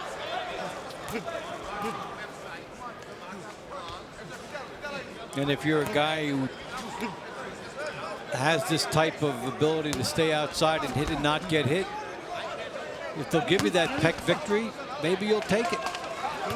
Well, the question is whether the people who pay to see the fights will take it. This is professional prize fighting, not amateur boxing. Sometimes they are merged in positive ways. And certainly Rigondeaux has shown his quality as a boxer, a pure boxer. It seems like guys go back to what they know. Punchers, the first time they get hit, when they say they're going to box more, they go back to punching. 5 seconds. 5 seconds. Boxers, when they get in that comfort zone, it seems like they stay there. Rigondeaux hits all the right notes as a boxer, but can he make professional music? The kind of music that fans want to see, that make him a destination for fans. It's not easy, you know, for a Cuban who has no natural fan base in America to make the kind of impression.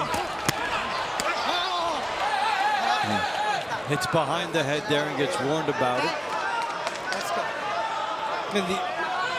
And he was pointing out, you know, I've got 8 knockouts in 12 fights. Why are they saying that about me all the time? Well, and when I asked him if he felt he had to do something explosive, he had to get a knockout tonight after the Donaire fight, he said, well, no matter what I do, I'll get criticized. If I knock him out, they'll say, well, it was too easy. He feels that he's a kind of victim from across the border who can't do anything right, even though he's doing everything right. Got both sides of it. Yeah, already figured out.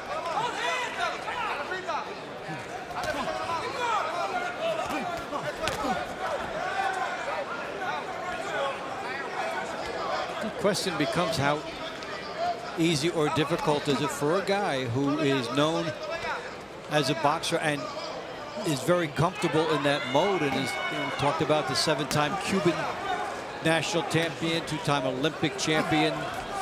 Well, how does he settle into a power mode? How does he grow that into his game? Well, he feels that he's doing what he was taught to do, what he was successful at. There have been boxers, for example, Marquez, who was a boxer most of his career, but who, as he got more mileage on him and maybe a little slower than he was, he began to engage more, punch harder, and had that remarkable moment when he knocked out Manny Pacquiao. And that was at a moment when he was hurt and when he fought back. And we don't know if Rigondeaux, as he matures, will be forced to fight that way, but he doesn't think so.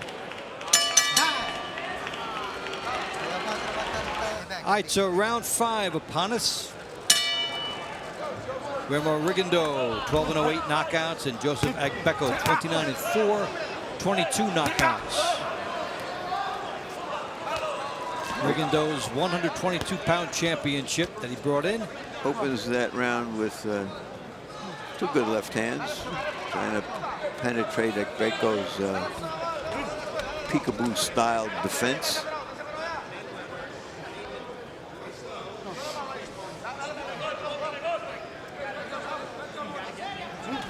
Tried to fire the right hook, it wasn't there. Then Rigondeaux tried to fire an uppercut, and it wasn't there. But he kept his balance, and so no harm for him. It's a good body shot there. When Abner Maris fought Agbeco, the first fight was a pretty close decision, but in the second fight, Maris just hunted him down and broke him down and beat him. Rigondeaux is not that, doesn't have that mindset. He's looking to catch him with one punch and hurt him and maybe then finish him. The left hand there by Rigondeaux. Agbeco was a champion at 118 pounds. Good body shot by Rigondeaux. Good two-punch combination there. Agbeco shuffled through it after he got nailed. And you can see just as soon as Agbeco shows any offense, Rigondeaux's motor goes into reverse. And it's a style that's very hard to beat when it's executed as well as he does.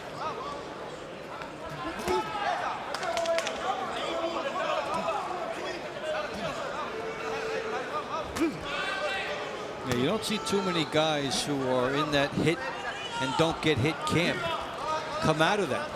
I call it don't get hit and hit, because the priority is not to get hit. Some retards like me think that in professional boxing you should hit first.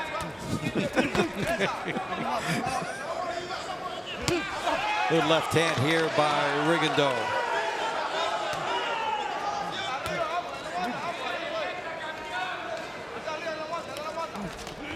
And he strides in and scores with the left hand to the body. And grunting as he's trying to put some force behind those shots. Here goes in 5 seconds.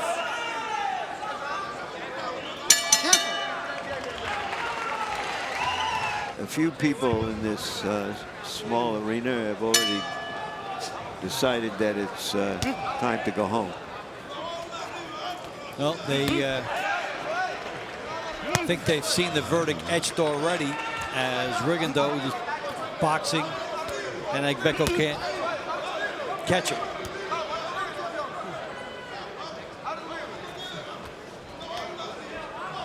Either that or those people are a little impatient and they want to gamble. Good right hook here by Rigondeaux.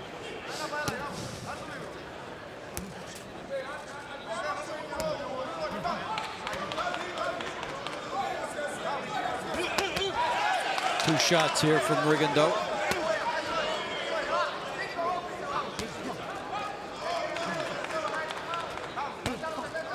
Rigondeaux is really solidly built for a little guy, and who fights in this fashion. You would think that he could really generate some power if he wanted to.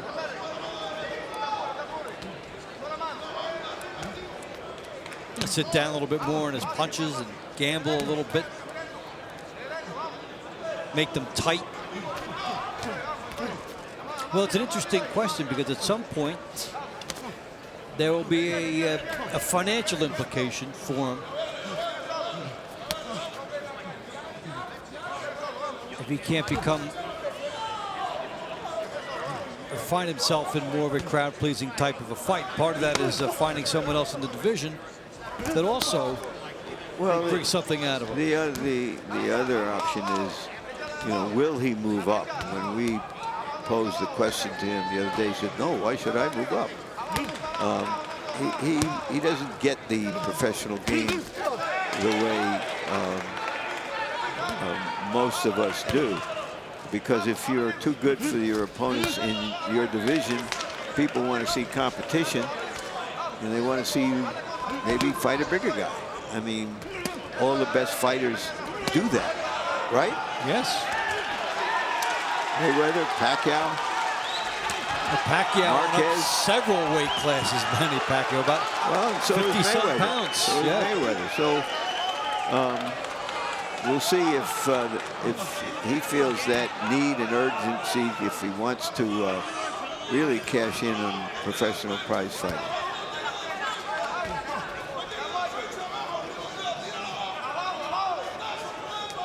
A little bit less down, on the weight scale, but sort of in a situation that Brandon Rios found himself in a while back before the Pacquiao thing emerged for him.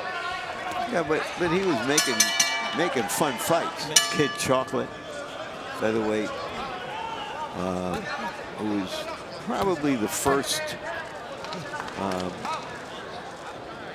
Caribbean fighter ever to become a star in the U.S. Filled Madison Square Garden and ballparks. And then Kid Gavilan, 30 years or so later, was also an American star with a very flashy style. And then after the... But Castro said that boxing exploited fighters. And then, of course, he put them to work for the state. So they wouldn't be exploited. Exactly. And, of course, and who knows what we would have seen out of Teofilio Stevenson and Felix Savone, among others. And that's why some fighters, when they've taken the life in their hands raft trip from Miami and over the Sharks and that 90-mile trip, and see why they would want their opportunity, and that's real risk. Speaking of Kid Chocolate, Peter Quillen, the middleweight champion, took his name in honor of Kid Chocolate, the Cuban star.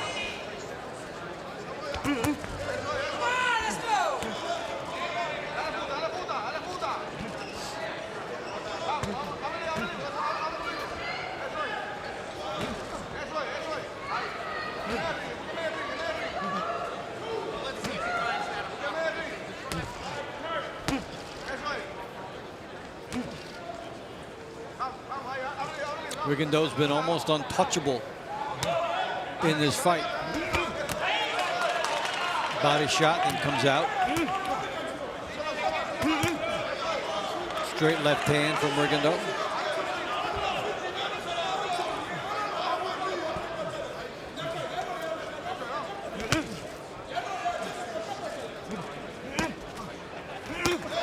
Good left hand here by Rigondeaux.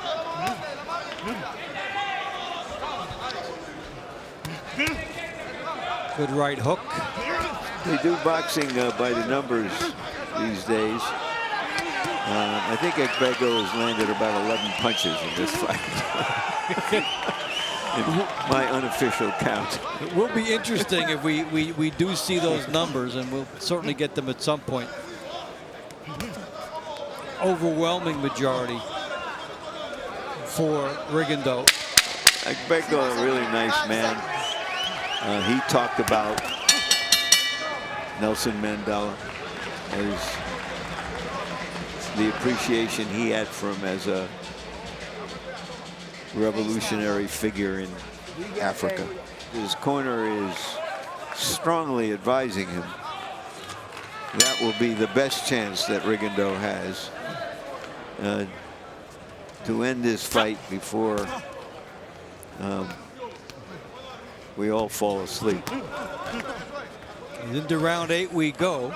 Scheduled for 12. Joseph Agbeko and Guillermo Rigondeaux. And that does not include those of you out there who truly appreciate the pure craft of boxing.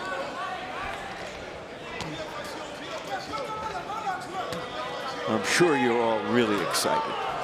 Well, he has been untouchable. We've heard some cat calls in the crowd. Right hook there by Rigondeaux.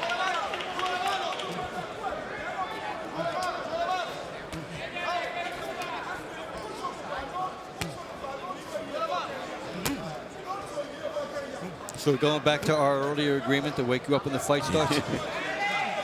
The best clash now is in the boxing trunks. Green and gold against something in yellow.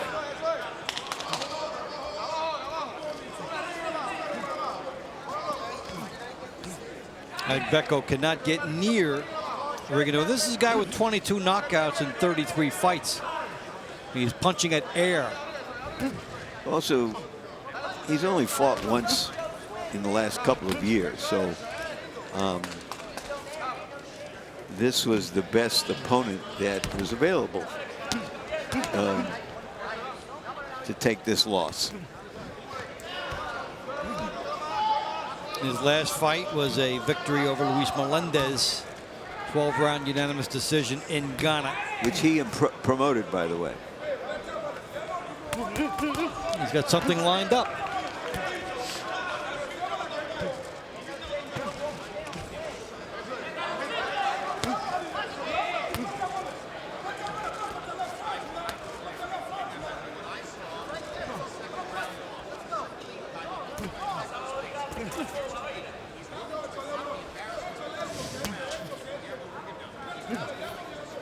Jab by Rigondeaux, then he tries to circle around Agbeko.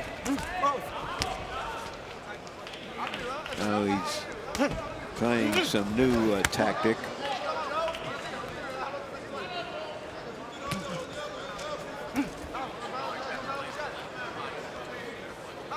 Final seconds of round 8. And Rigondeaux continues to pile up points in this title defense against Agbeko.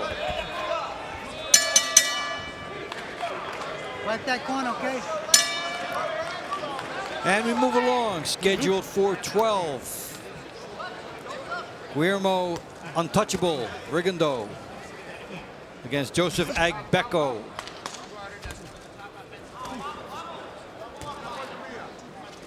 Agbeko cannot get near Rigondeaux, and that's been the storyline of this fight. Agbeko used to throw a lot of punches. He's older now, and fighting an opponent who doesn't let you land many, much less throw many. And that split second that you're off, a little slower on the reflexes. End up reloading instead of firing.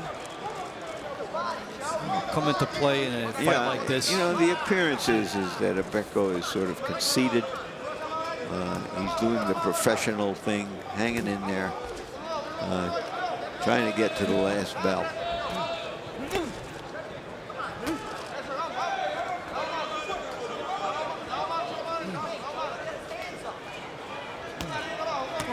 And yet, why not gamble a little bit if you're him? What do you have to lose? Because if it's a lopsided defeat here, as is shaping up so far, if you're Agbeko, when do you get your next shot? Your next opportunity, your next worldwide thing? This is his next shot, right here. And the next 4 rounds. And right here, this fight was his next shot. And probably his last shot. He's never been stopped, incidentally, so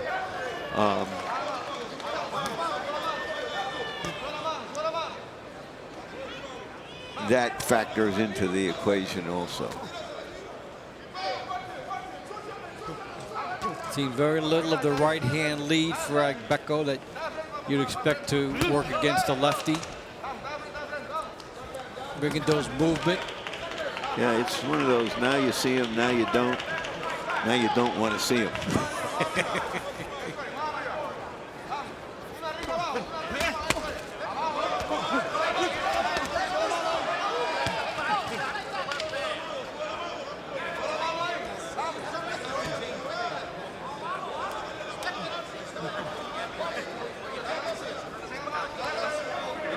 Rigondeaux moving and Agbeko following. He's not cutting off the ring here, darting to his right and making Rigondeaux go back. One thing about Rigondeaux, when you do force him to change direction, he springs and he goes so far back, you can't get to him. As we come to the end of round 9. 5 seconds.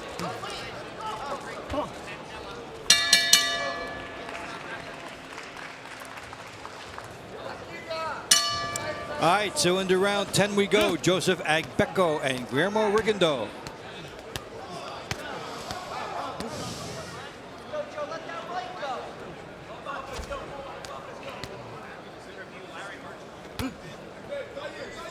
Double jab here by Rigondeaux.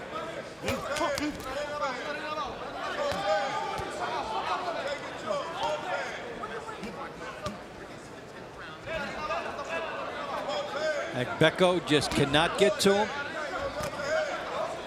You know, too slow.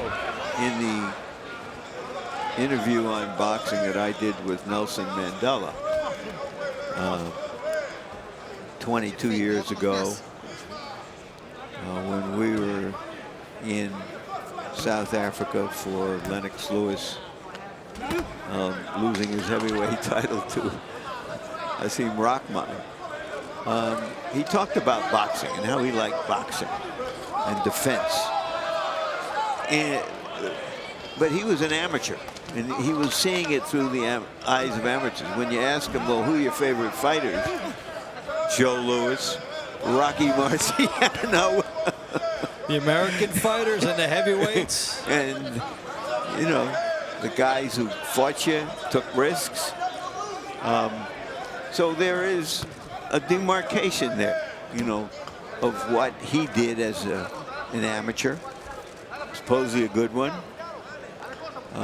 When I suggested him to tell me his recollection of a fight, he says, well, it would sound boastful if he told everybody he was undefeated. Yes, that's right. That's right. Did you get the sense, being that he was a political figure, that he kind of liked talking about something that was not political and sports oriented as it was with you? Well, that's, you know, my training in journalism, you know, in part was, you know, that sometimes you want to get the famous people to open up about something they love besides their art or what they're known for, and that way you see something of their personality. And so the conditions of the interview were, this was going to be just about boxing, and he loved the idea.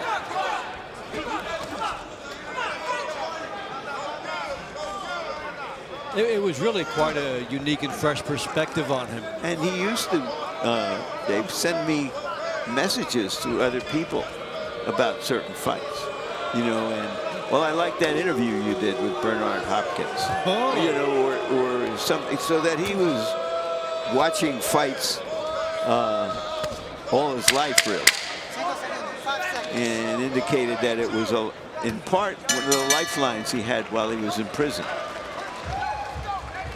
But I don't know if fights like this would help him to survive that ordeal. There couldn't be a starker difference between these last two fights. No, the first one, I mean, James Kirkland and Glenn Tapia was in the exact opposite of the spectrums of what you will see in prize fight or boxing. One was a prize fight, and this is a boxing contest.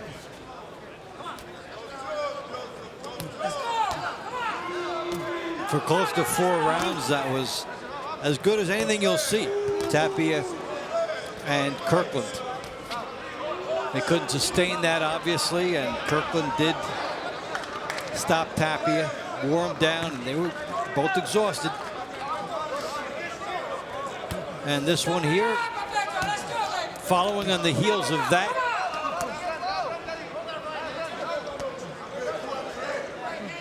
no drama at all, which is what Rigondeaux wants. Stands outside, and you can't hit him.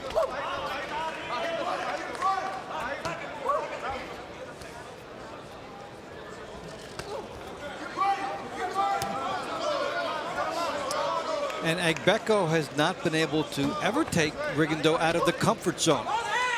Hasn't made him fight when he doesn't want to fight.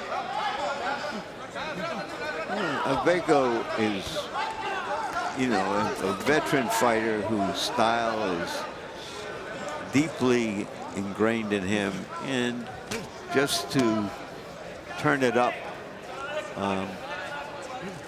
for a round, much less a fight, is difficult for him. And especially against somebody who is so deft.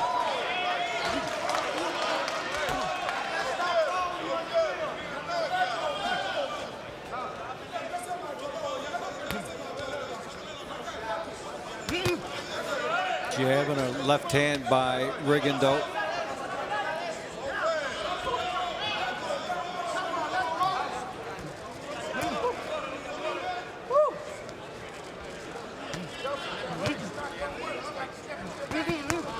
Three shots here from Rigondeaux.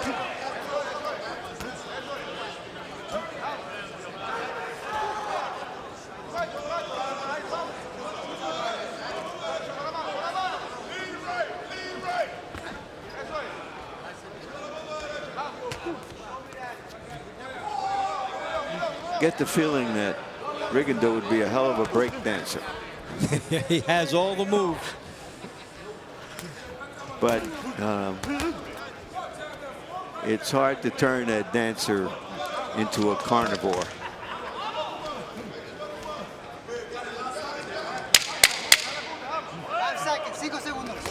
Now he puts another round in the bank. We have one to go.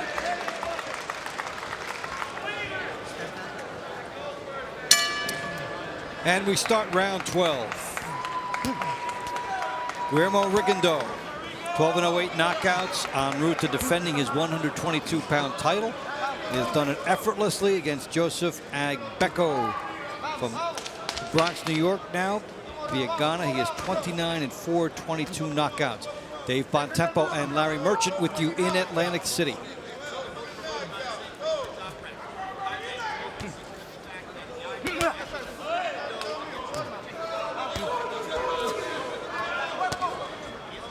Another jab and left hand here by Rigondeaux. What you're seeing is thus far a carbon copy of the previous 11 rounds.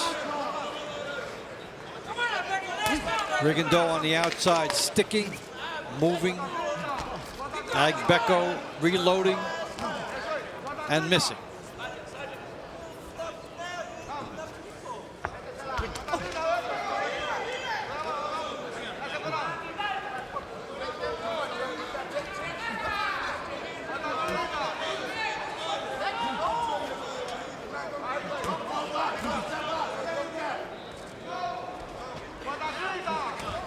Looping shot by Agbeko coming up short. Good left hook by Agbeko.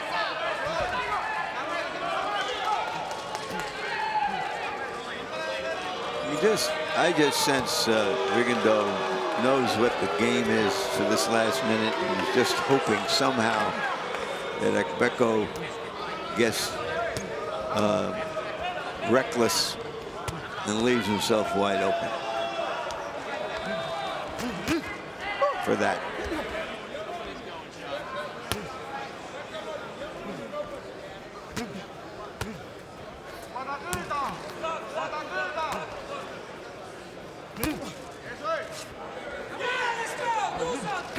In Rigondeaux's eyes, Agbeko might as well hold the press conference on the way in because he can see it. It's announced, and he can shuffle and then score.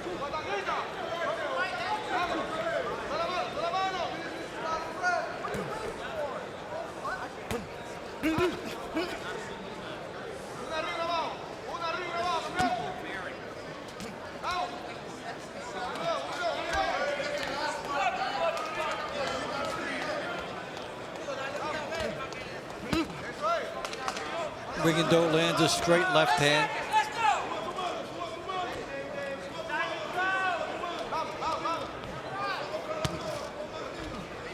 So his championship will go right back in his pocket.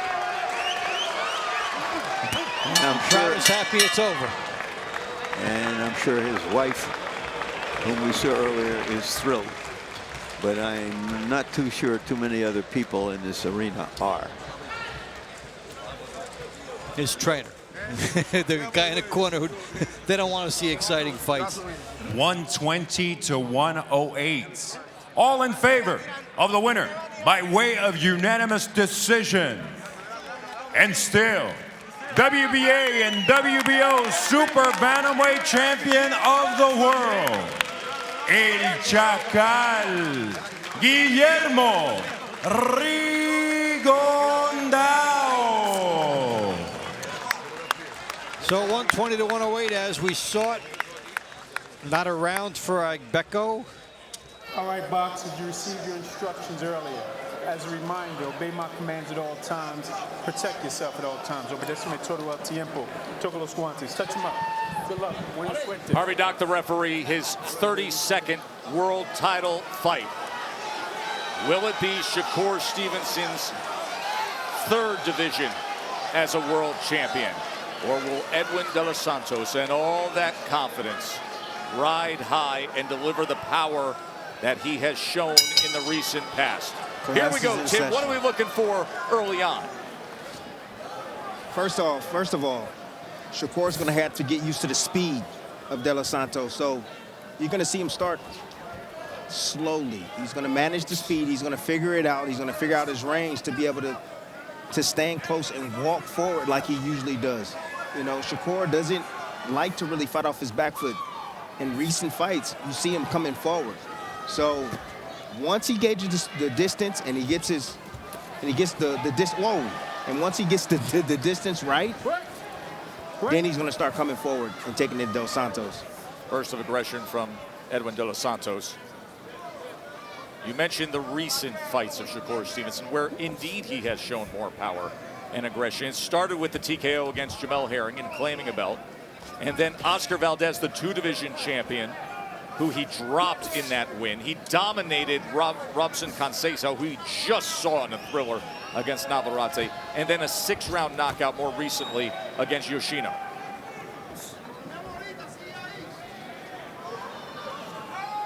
So if you notice with Shakur, he always moves out in straight lines. You know, occasionally he'll turn the corner. You see, again, he move out in straight lines. No counter there.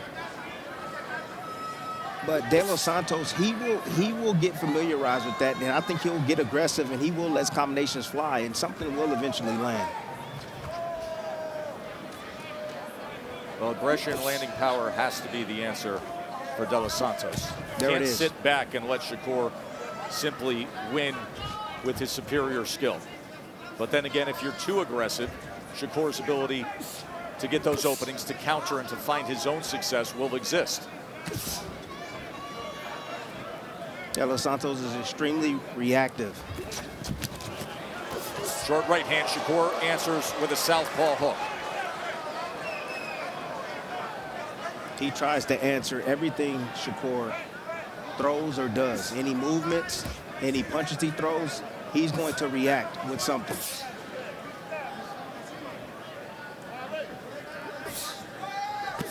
There's a body shot, left hand to the body. Again, that's the cutoff punch right there from Shakur.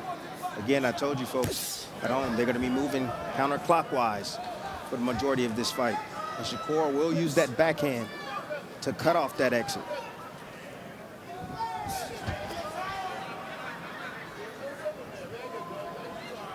See, that's where the frustration comes. Shakur steps straight back, then he stops. But he makes his opponents miss. Pretty much makes them shadow box. Statistically, one of the best defensive fighters in the world. Time! Shakur told us yesterday he thinks it's going to be a chess match early on. And then eventually Edwin De Los Santos will be impatient. Did land that left hand to the body, did Shakur, in that first round. Double punches, limited work. Shakur just 6 of 15. De Los Santos is trying to cover ground with his feints. You don't always have to shoot a jab to cover ground. You can use your feints to get your opponent or a man to bag up. Shakur doing a great job. Again, taking that full step back, and stopping any type of attempt from De Los Santos. There's that jab off the hip from Shakur. He was stressing that to us yesterday, Tim, saying he's been working on the jab, not just as a play setter to lead off, but to actually be an effective weapon.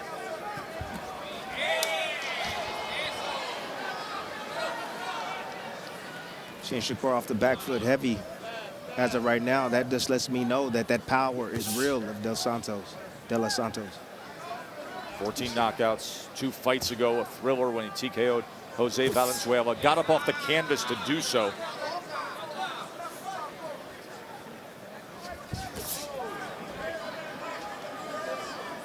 When you're fighting a sniper like De Los Santos, you got to be patient.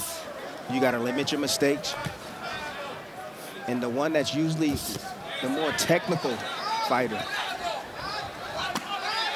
There's a left hand to the body as he closed the gap. De Los Santos landing to the body against Shakur. Usually has an advantage down the stretch, but I like the aggression from De Los Santos.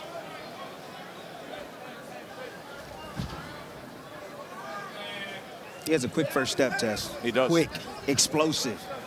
There's where he generates his power from. Again, closing the distance right there, missing his mark. Now, although he's missing, can he stay mentally intact? Because when you miss shots and you're constantly missing and you can't land on your opponent, it becomes frustrating.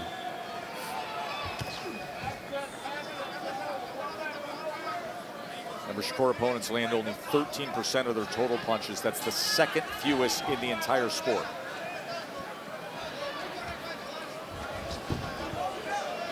Light heavyweight champ Dimitri Bivol is at 12.4%. That's #1 in the world.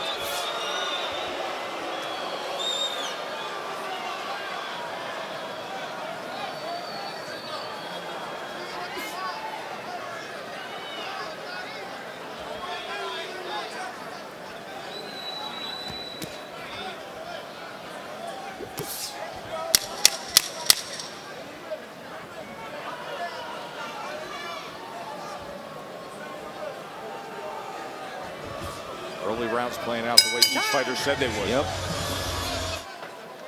Fans at home seeing that replay, Tim, of the left to the body from De Los Santos, and then just a little use of the forearm on the inside. You saw the frustration. Little roughhouse tactics.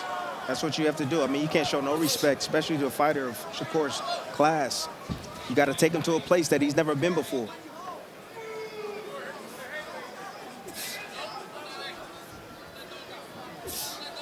Shakur taking those half steps forward. Shakur's in the ring with someone just as athletic as he is. De Los Santos is athletic. He can move left, right, he can move back, he can move forward, he can move in every direction well, and he can drop a bomb at any moment and explode with offense. Shakur is taking his time. He needs De Los Santos to slow down a bit. Shakur is even having a hard time landing his jab against De Los Santos.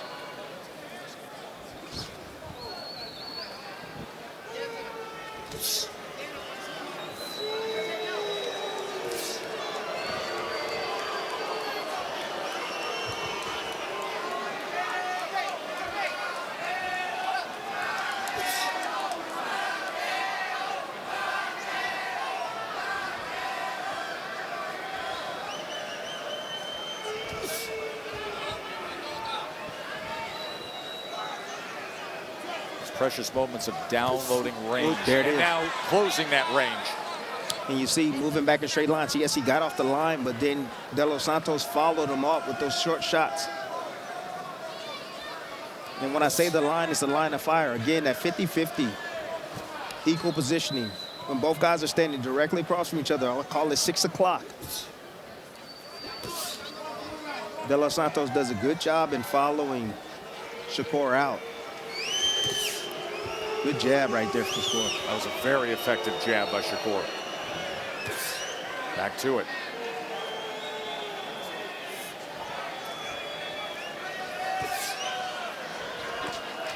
See, Shakur is disciplined enough to be able to fight this type of fight, deal with the boos. He doesn't matter. It doesn't matter to him. He's okay with that. Now, can De Los Santos manage to fight at this pace and not get reckless. Well, there's a moment of reckless of falling Exactly. in. Can he stay behind himself and continue to box and find ways to get to Shakur? Let's bring in Bernardo. This whole round, Edwin de los Santos has been fighting without the mouthpiece. The corner forgot to put it in his mouth. They've been waiting for a lull in the action, but they have not been able to get the attention of referee Harvey Dock, the inspectors, or the corner so far. Yeah, there's no awareness by Harvey Dock or the commission that that's taking place, that de los Santos is fighting this round without the mouthpiece in. Again, round number 4. And Shakur Stevenson with a 16-8 connect advantage of a fight that is at the pace he thought it would be early on. And then he believes changes somewhere in this range. De los Santos now is choosing to push Shakur Stevenson to the left. Now he's looking to go clockwise against Shakur. Interesting adjustment right there from him and his team. Trying to close the gap with a triple jab. Bernardo, what are you hearing from the corner of Edwin? I spoke with Humberto Betancourt, and he told me, I know that he's getting too much respect from Shakur, but I don't want him to get desperate. I want him to stay patient because his opportunity to land will come. And the punch that he's looking for is the left hand, the backhand. De los Santos is looking for that shot. Shakur's not giving it to him right now.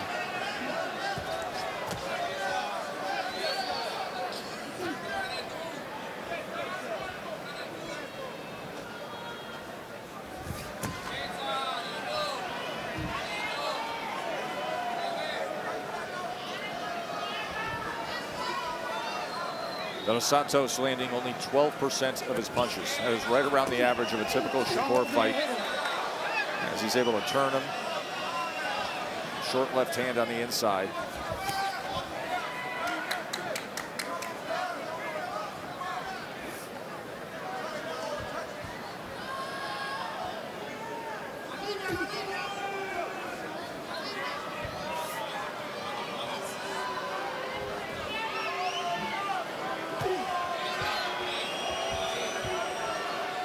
Shakur right now is just, he's willing to fight at this pace. He's not willing to commit. He knows that De Los Santos is looking for that backhand, and he doesn't want to run into that. And again, De Los Santos now getting a little bit reckless right there. You see him miss badly right there. That's what Shakur wants. He wants him to break down mentally. So he's taking his time. He's trying to see how patient De Los Santos is and will be throughout the course of this fight. Shakur said there will be the moment where he's impatient, and that fight will really start in the middle rounds. Good jab to the body right there. Sweeping in again. Shakur easily getting out of the way. But Shakur didn't make him pay right there. No, he did not. Now he goes with a left hand to the body. And the 4. T-Mobile Arena in Las Vegas, Nevada. Formula One weekend and the back half of our World Championship doubleheader. Start of round number 5. Mark Kriegel, how do you have it scored? 4 rounds to nothing. Shakur Stevenson. Look, they're not scintillating. I understand the boos. I watched them spar a few weeks ago, and I saw something new. I said, I've never seen that jab. You know, his hand was a little bruised, his left, and he swears it's perfectly fine now. But he told us he was going to unveil that jab tonight, and it is really, really fast. I thought Timmy made a really interesting point before. Does De Los Santos have the mental discipline to tune out the boos? Shakur Stevenson right now landing 31% of his jabs. Keep him up, keep him up. Hands are free, hands are free. Because you want to be aggressive against Shakur. You do. You want to be aggressive. You want to step to him. But at the same time, you want to limit your mistakes at the same time. If you get reckless, then you leave yourself open. De Los Santos is doing a good job in managing that. However, if I was in this corner right now, I would say, son, step on the gas a little bit more. Take a little bit more risk. because Shakur is not countering. He's closing the distance, but Shakur is not countering. He stepped out of the way right there. He didn't counter not one time. So if I'm De Los Santos and I'm in this corner right now, I'm saying, let your hands go. This boy don't want to fight. If there's nothing let your coming hands back go. at you, where's the Exactly. threat? Exactly. Take more risks. You have the bigger firepower, and if he does decide to throw with you, that's good in our favor. Because if the fight stays outside like this, Shakur is he's just gonna bank these rounds. Just pick and poke his way to victory. And he's okay with that.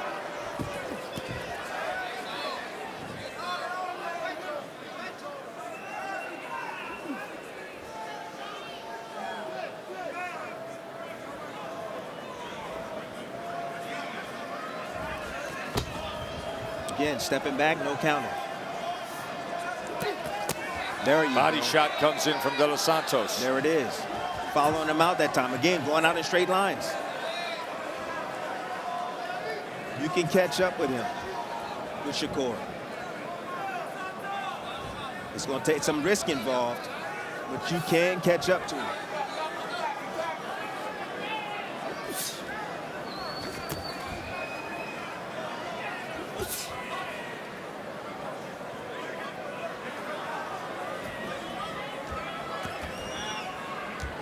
And lots of feints right there. And you see De Los Santos right now trying to close the distance. Unfortunately, CompuBox doesn't have a feints landed category. And thus the boos you hear. Round number 6. Earlier this week, Edwin De Los Santos said, Shakur is scared of my power. He's scared of my pressure. And the only way to escape is running. Well, this is what De Los Santos did to make that point in that last round. Gave him that little running twist and turnaround. Here we are in round 6, where before the round started, Wally Moses, the trainer and grandfather of Shakur Stevenson, said, all right, now start scoring on this guy and emphasize the jab. Quick. Sit back. Good. De Los Santos is still a hot wire. He's hot. I mean, he's reactive. Look at his reflexes. You know, he's seemingly in position to be able to throw that backhand or that check right hook at any moment. And Shakur knows it. And that's the reason why he's like, I'm not going to go in there. I'm going to just keep it outside. I'm going to just keep dominating you like this. And I'm not going to take any chances because he's too dang strong still right now in the 6th round. Shakur trying to catch him with that right hook as he came across the threshold.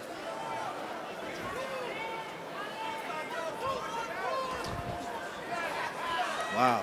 Did you see that feint Yes. and that reaction? Yeah. Lord. Give him the shimmy. Woo. Now on the inside. The power's real. The power is real. Definitely has Shakur Stevenson on edge.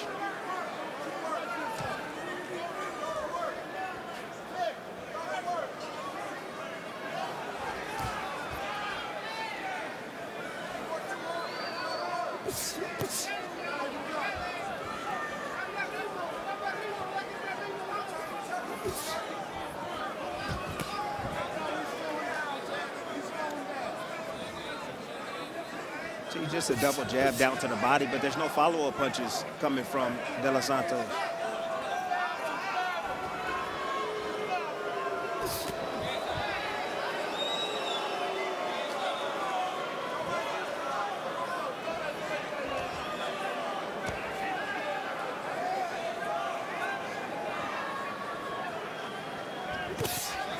Good shot right there. See, every now and then you got to take one to get one. I mean, I understand that it's boxing and you're supposed to not get hit, but sometimes you got to stand there and take some so that way you can land your offense. If I'm De Los Santos, again, I'm going to sell out because if the fight continues to go like this, it's going to go in Shakur's favor. Yes, you know exactly what the scorecards will read. Absolutely.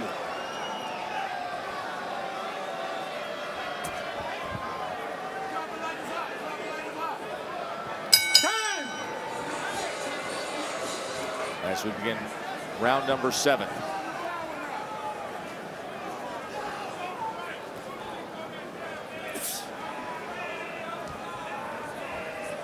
Again, as long as this fight is fought at this pace, it's going to favor Shakur Stevenson. He can stay disciplined for the entire 12 rounds. This is De Los Santos' first fight going 12. Yep. His first world title attempt, stepping up to 12-round status for the first time in his career. So a part of me feels that the reason why he's not stepping on the gas a little bit more is maybe he's thinking about going the distance. When you do it for the first time, that tends to happen. You're wondering if you're going to have enough on the back end so you can serve early. Now he comes in more aggressive, double jab, trying to search for the power hand. And he missed all those punches. Shakur was easily getting out of the way. But, Tess, that's what he has to do. And he has to find a way. And don't punch at the head. Hit the body. The head's not going to be there. It's not. Hit the body. Hit the shoulders. Hit something. That jab right now is starting to dominate this round for Shakur.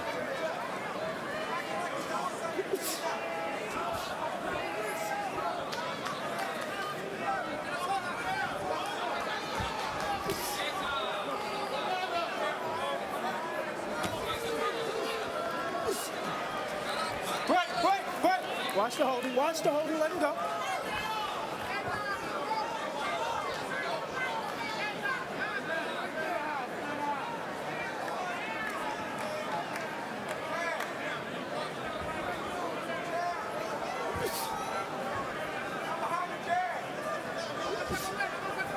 Shakur now marching forward again.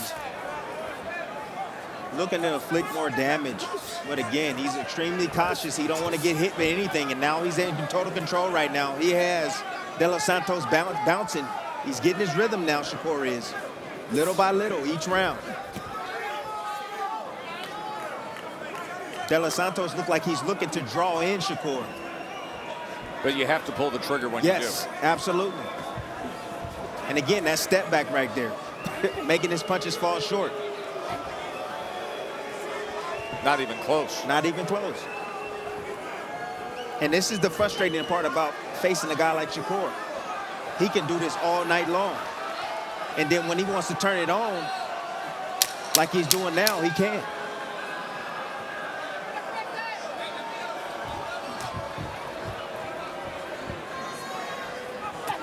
Time! 36 punches landed to this point, according to CompuBox. 21 for De Los Santos. In a nondescript offensive fight, where Shakur has dominated by simply just easily getting out of range of De Los Santos' efforts. Good jab right there from De Los Santos. Now he's taking on just a single jab from Shakur, and he's trying to immediately follow him out with the double jab to close the distance. Sit back, good. Sit back, good.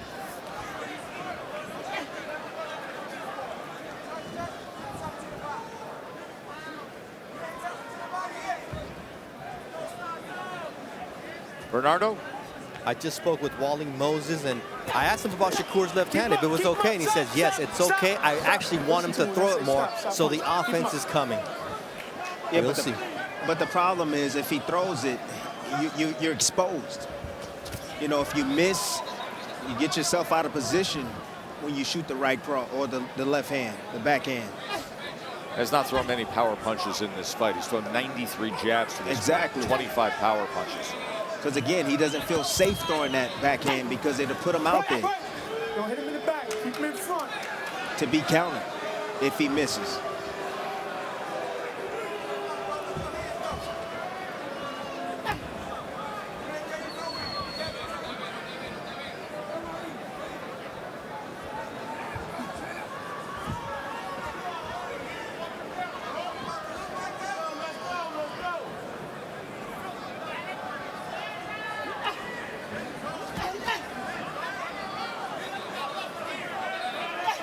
Good jab right there from Shakur. And then again, good defense coming from Shakur. De Los Santos is having a hard time finding the mark because Shakur is not there to be hit. Not much coming back from Shakur either, but at least he's getting that jab working. He's marching forward.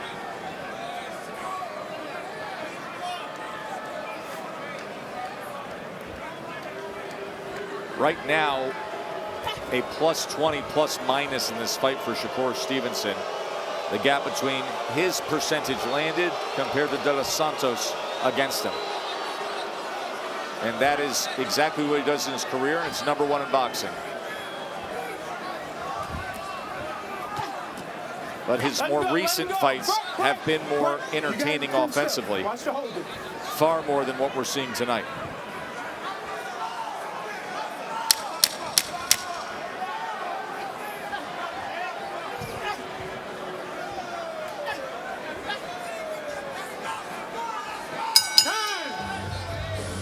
Round number 9, vacant WBC lightweight championship on the line.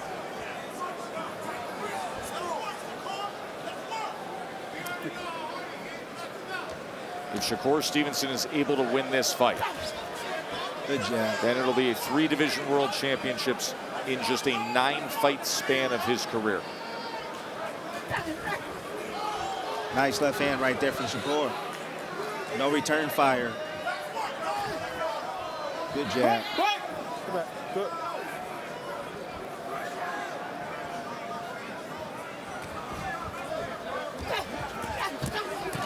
Ooh, good exchange right there. Starting to heat up a bit. And a right hook once he got to the inside from Shakur. Mark Kriegel. 79-73, 7 rounds to 1. Shakur Stevenson. 2 ways to look at this fight. 1, it's boring. 2, Shakur Stevenson is beating a really good fighter with just one hand. I really have to wonder what the state of that left hand is, because there are openings for it, and he's not throwing it, and that's not like him. Wally Moses says left hand is fine. I was encouraging him to throw more of it, but to your point, Mark, it has been the jab. He has thrown 108. He's landed 32. That's southpaw weapon. And there it is again. So I know some people are going to look at this and say, people are already sizing up Shakur Stevenson and Tank Davis. Tank Davis is southpaw, explosive, quick first step, can do a little bit of everything. Vicious one-punch knockout power, but again, if you can't land that, how are you going to beat this kid? That's my question.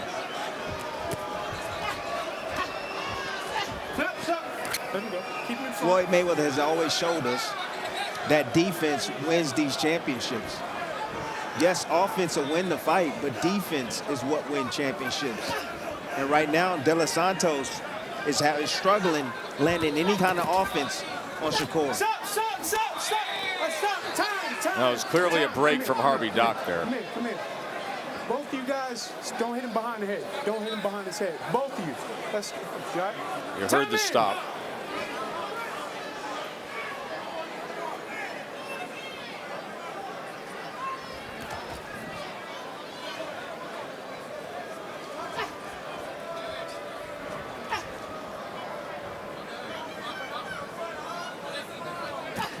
Good jab. Still see the sharpness coming from Shakur. I mean, he's fighting like if he's still in the first round right now. Still reacting quickly, still getting out of range, and stepping a little bit more on the gas tank. 2 more rounds. Finish strong, right? We will see. Round number 10, of course. 9 minutes of action to decide this here. But will he pressure? Will he go for it? Will he seize the moment against the hard-to-find, hard-to-get Shakur Stevenson? Shakur just too tactically sound. The skill is there. Making a miss like that, then he puts the pressure on him immediately, putting the mental pressure on De Los Santos.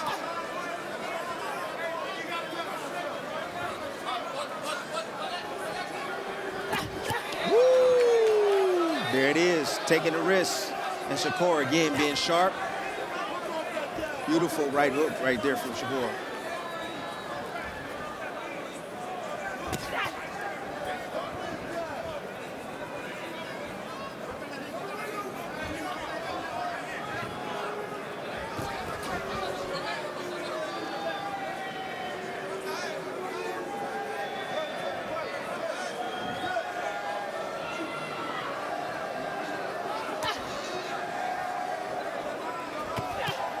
go back and watch the best of Edwin De Los Santos, you see power, you see a guy willing to exchange, willing to be aggressive, and it came up with a dynamic win in being that way.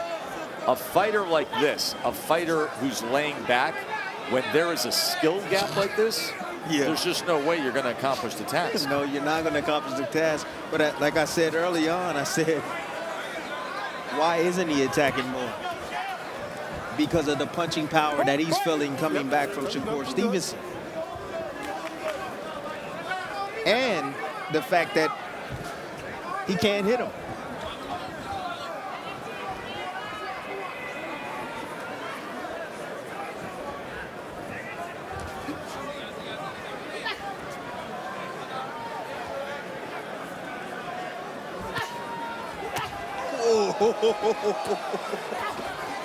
Beautiful work right there. This is beautiful boxing now.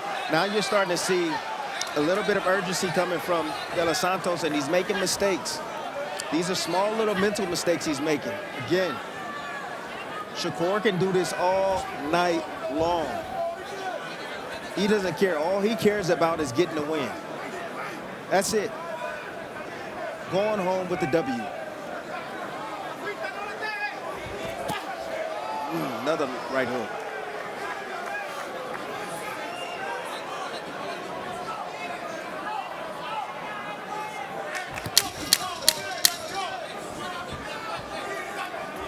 Listen for the bell.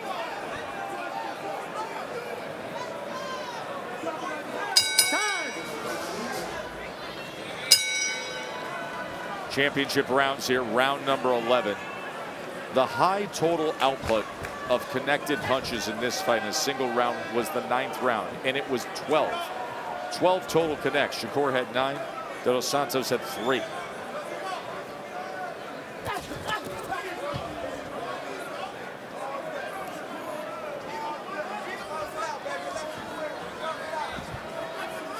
Definitely Shakur, I believe, is taking over this fight. He might have won every single round thus far. But again, you said the high was the last round.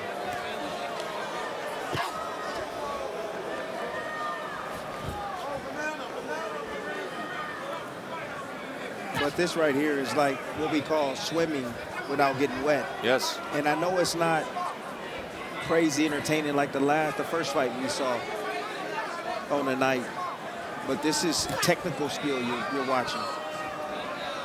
And the reason for that is because he has a dangerous opponent in front of him in De Los Santos that still has punching power right now.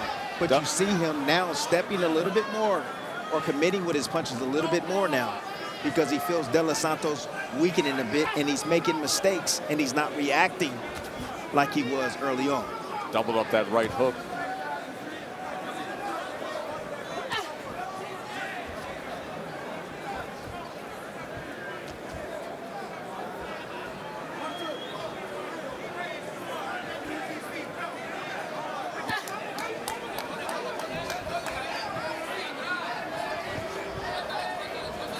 Shakur moving faster than ref.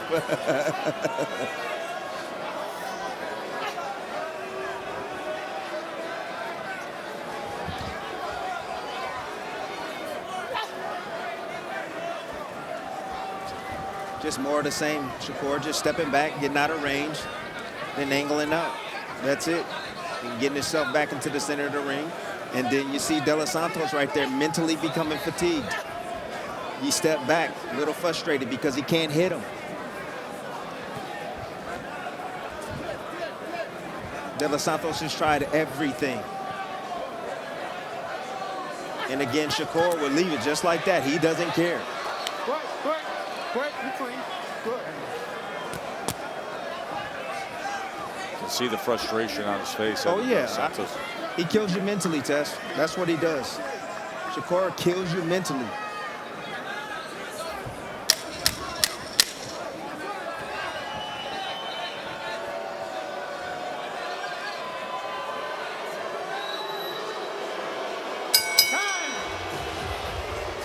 Twelfth and final round. Vacant WBC lightweight championship on the line. According to CompuBox, neither fighter has had a single round with double-digit connects. Not a single round.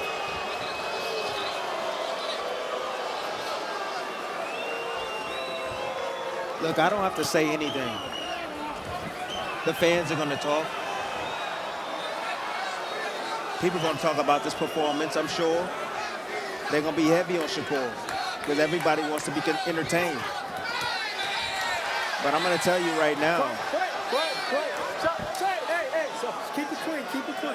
Now De Los Santos, maybe he'll go for broke here based on some of the body language we're seeing. That's a live dog right there, still in the 12th round. He's still kicking. De Los Santos. He's still kicking. Those hands have still got lead in them. And that's why you're seeing Shakur. Beautiful combination from Shakur. Look at that. This is a 1-2 combination, the left-landed flush from Stevenson. This is a boxing lesson right now. That's what you're seeing, a boxing lesson.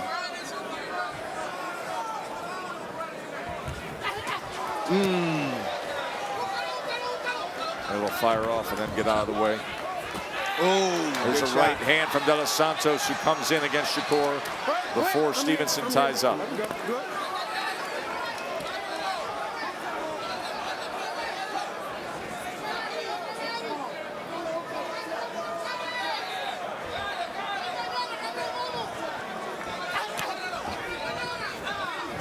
Stop. We good. Keep him in front.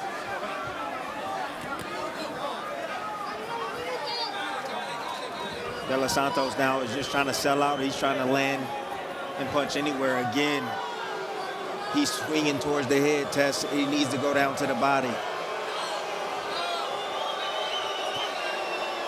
And I'm sure De Los Santos' excuse is that Shakur, again, didn't want to stand there. He didn't want to trade with him. He didn't want to fight.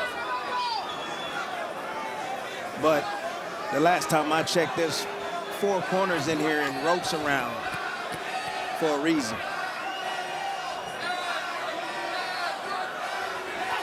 That's to keep the fighters inside the ring. There's the frustration. There's the frustration. Frustrated. There's the frustration. So before we judge the boxer and say he didn't want to fight, what about De Los Santos not being able to cut off the ring and trap Shakur to land that bomb?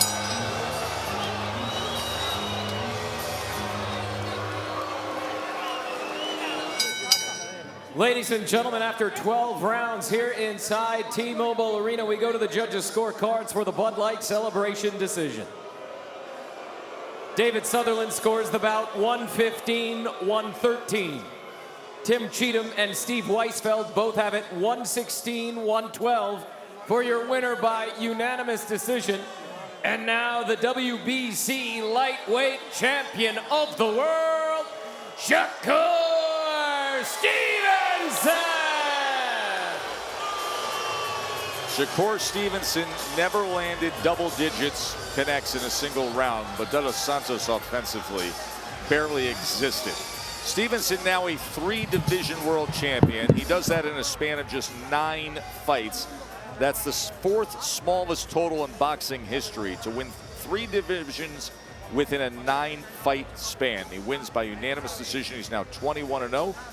We'll have the State of Boxing on the app, but right here, it's SVP. Take it away, Scott. Both of you are world champions. We went over the rules in the dressing room.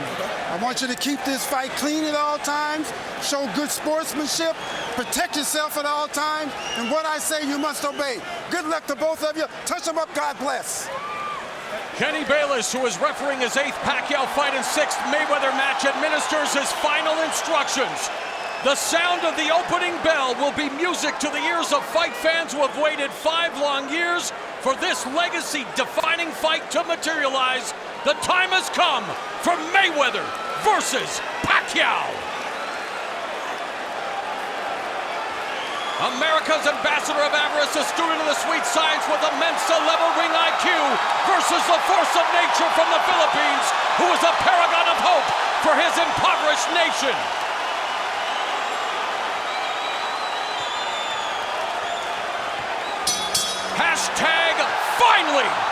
The two touch gloves, Floyd Mayweather and Manny Pacquiao. Pacquiao in the yellow with red.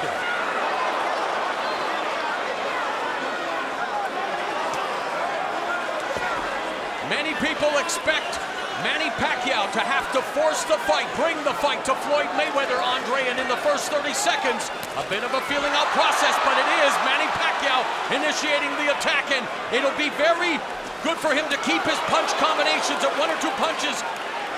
Freddie Roach said he doesn't want him with a flurry of 5, 6, or 7 because that'll give Floyd Mayweather an opportunity to counter. Yeah, neither fighter is giving up much ground right now. I think Floyd Mayweather's game plan is to eventually walk Manny Pacquiao down. Both fighters have to be careful as they're gauging the range and trying to slowly take over this fight. But you're right, Manny can't get too excited because Floyd Mayweather, the master, he'll find a way to counter early in this fight. Master counter puncher. Atomic clock accuracy for Floyd Mayweather. And there's the pot shot, straight right hand down the middle. Public enemy #1 to the southpaw. Manny Pacquiao, the 9th southpaw that Floyd Mayweather has faced. He brought in 2 of his former southpaw opponents, DeMarcus Corley and Zab Judah, for his training camp. Many people feel that Manny Pacquiao studied Zab Judah, one of the rare times he has studied tape, especially those first couple of rounds against Floyd Mayweather, to try to find some chink in that armor. But it's nothing like getting in there and experiencing the real thing. Sometimes film won't be completely honest with you because you're not feeling the speed or feeling the power of the punches. When you get in there, that's the moment of truth, and you have to make up your mind, am I willing to walk through fire to get my game plan off and do what I need to do to win this fight? Chants of Manny echo throughout the confines of the MGM Grand Garden Arena. Very much a feeling out process coming up on the final 60 seconds of the opening round. Floyd Mayweather's doing a good thing right now. Even though he's fighting a southpaw, some right-handed fighters will abandon the jab. Floyd's not throwing a hard jab, but he's keeping it out there to blind Manny Pacquiao for the straight right hands down the middle. And attacking the body as he's apt to do with the jab, one of the best body jabbers in the sport. When Manny Pacquiao started, was known as a, well, one-trick pony, had that lightning left hand, and he just ate that stiff right hand by Floyd Mayweather. Freddie Roach, after the first loss to Eric Morales, convinced him to add a right hook, which is known as Manila Ice. How will that right hook play a factor in this fight against the shoulder roll of Floyd Mayweather? Well, Pacquiao has a great right hook. The only question is, can he land it? Yes, and of course his jab is almost more like a power jab when it is effective. This is an ideal round for Floyd Mayweather, offensively and defensively. And as Floyd clinches with Manny, he begins a conversation with Pacquiao. Total punches in round 1, according to CompuBox. Floyd Mayweather, 8 of 36 for 22% connect rate. Manny Pacquiao, 3 of 29, 10% connect rate as action begins here in round 2. Pacquiao coming out more aggressively. He must have got a pep talk from Freddie Roach to not let Floyd Mayweather be comfortable. But the only problem with that is Floyd is answering him, landing straight rights, hard straight rights, and then Manny can't get any offense back because Floyd's defense is impeccable in the first round and a half. Floyd Mayweather on the ropes, coming forward, clinching, attacking the body with his right hand. Manny Pacquiao's going to have to do a better job than he has done in his career of cutting off the ring against a guy like Mayweather. And not just cutting off the ring, but when he has Floyd in the corner like that, he's got to feint Floyd, get Floyd to react, and then shoot for the chest. Don't shoot for the head because he won't land. Of course, the sport of boxing, Andre, all about timing and distance. No better at timing and no better at managing distance in the sport today than Floyd Money Mayweather. No question. And what I mean by Manny Pacquiao aiming at the chest is when Floyd Mayweather ducks, his punches have a better chance of hitting Floyd in the head because he'll meet Floyd at the point instead of aiming at his head and allowing Floyd to get under the punches. Kenny Bayless, who may indeed play a pivotal factor in this fight, breaking up the clinch. Mayweather very effective with that lead right hand early, backing to the ropes, and now Manny Pacquiao missing upstairs. He's mauling Mayweather, and of course the partisan crowd will cheer anything Manny does, but not all that effective yet.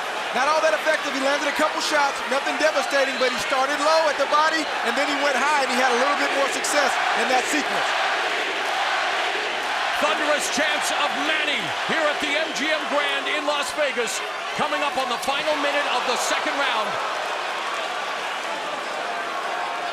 Straight right hand is on point for Floyd right now. Missed with that right cross. Manny tried to come back with the left. He parried that jab by Mayweather. Ducked underneath the left hook by Mayweather. They touch gloves. Floyd Mayweather playing ref in there. He said, keep it clean, keep it clean. Well, he's not exactly known for abiding by the Marcus of Queensberry rules at all times. With something known as sticky punches, loves to use his forearms, his elbows, and he loves to, lean on that head sometimes. And here's Manny Pacquiao going on the attack. Mayweather quick to escape from the ropes. Back to his office, his domain, the center of the ring. The center of the ring. That's where Floyd wants to be, but don't make no mistake about it. Floyd is comfortable anywhere in that squared circle. This is what he's all about. So thus far, Floyd Mayweather able to keep Manny Pacquiao at bay for the most part. There have been quick spurts of energy from Manny Pacquiao. The bell in round 3, total punches in round 2 for Floyd Mayweather, 11 of 32 for 34%. Manny Pacquiao, 6 of 44 for 14%. You know that Floyd Mayweather is going to be economical. Do the numbers surprise you for Manny Pacquiao, who's used to throwing a lot more punches than that? Well, I'm not surprised. I mean, that's what happens when you fight a master counterpuncher like Floyd. He cuts the punch count in half because he's not there to be hit. And then when you do throw, he counters. So you don't want to throw 100 punches around. That's what Floyd Mayweather's done throughout the duration of his career with volume punches. Mayweather's plus 24 plus minus rating, #1 amongst all current championship caliber fighters. That means he lands 24% higher than his opponents do against him, going downstairs to the midsection with that straight right hand at the bell line. Fans thinking, and Manny thinking, was a little low. You see the frustration on Manny's face right now, even though he landed a decent straight left right there. He's just not able to do what he needs to do, but he should have expected this. He has to stay patient and continue to try to implement his game plan. Frustration leads to mistakes. Mayweather saying that Manny Pacquiao's style is too reckless. Pacquiao coming back and saying reckless is really what the fans want to see. They want to see action, but it has to be a concerted effort. He has to stay focused. It's got to be controlled aggression. If not, something bad can happen, and it can happen quick. And Manny Pacquiao on the attack. Immediately, Floyd clinches. And again, we thought that this might be a storyline in the fight. It was in the rematch against Marcos Maidana. And there's Floyd doing what he does, leaning on Manny Pacquiao, using all the tricks of the trade, and then lunging in with a right hand. And you know when you see Floyd Mayweather put his back foot kind of up in the air and he leans forward, he's coming for that lead straight right hand. Manny has to be aware of that. Coming up on the final minute of the third round. Pacquiao has Mayweather on the ropes, but maintaining distance right now, trying to feint. Mayweather sticks the jab, leads with the right hand, and now there's a front face lock, and really the referee, Kenny Bayless, there he is finally admonishing Floyd Mayweather. Mayweather was penalized 1 point against Jose Luis Castillo in their first meeting for using his elbow. That's something that Kenny Bayless is going to have to really pay attention to, Andre. Yeah, it's one thing to have an occasional situation, but if it keeps happening, he's going to have to step in and do something about it, or Manny Pacquiao may have to police the situation himself. Floyd Mayweather missing with the right hand, stakes the jab, counterattack by Manny Pacquiao that turned out to be arm punches. Thus far, Manny Pacquiao unable to get on the inside where he needs to be, but I know against a master counterpuncher, the top defensive fighter of his era, that is a monumental task. Lead right hand and a flurry at the end of the round. And they exchange glances, and Manny Pacquiao rallying the crowd. They come to the center of the ring for round 4. According to CompuBox, power punches through round 3. Floyd Mayweather 20 of 41 for 49%. Manny Pacquiao 11 of 47 for 23%. Mayweather has landed 50% of his power shots in his last 13 fights. #1 among CompuBox categorical leaders. Pacquiao has landed 47% of his. Mayweather against the ropes. Pacquiao comes in with the attack, but again, a lot of those punches bouncing off the arms. Managed to get in the left hand to Floyd's head. Yeah, if Manny Pacquiao can throw 5 punches and only land 1, Floyd Mayweather's in good shape. And we talked about the shoulder roll earlier and if it will work with the left-hander. Watch this sequence right now. Floyd is using the shoulder roll, and it's very effective against Manny right now. Another Grand Rapids native, James Lights Out Tony, also using the shoulder roll to great effect. One of the best defensive fighters of his era. Manny Pacquiao, one of the greatest offensive fighters of any era, trying to go on the attack here against Floyd Mayweather. Backs him up with that right. Now Mayweather with the high guard. Manny Pacquiao again with the flurry of punches. Short bursts. Manny, even though he's not having, large success, he's having the best success when he starts low with Floyd Mayweather. He starts to the body and then works his way up. That's the best chance he has. But if he goes straight for the head, Floyd's going to time it every day of the week and get out the way.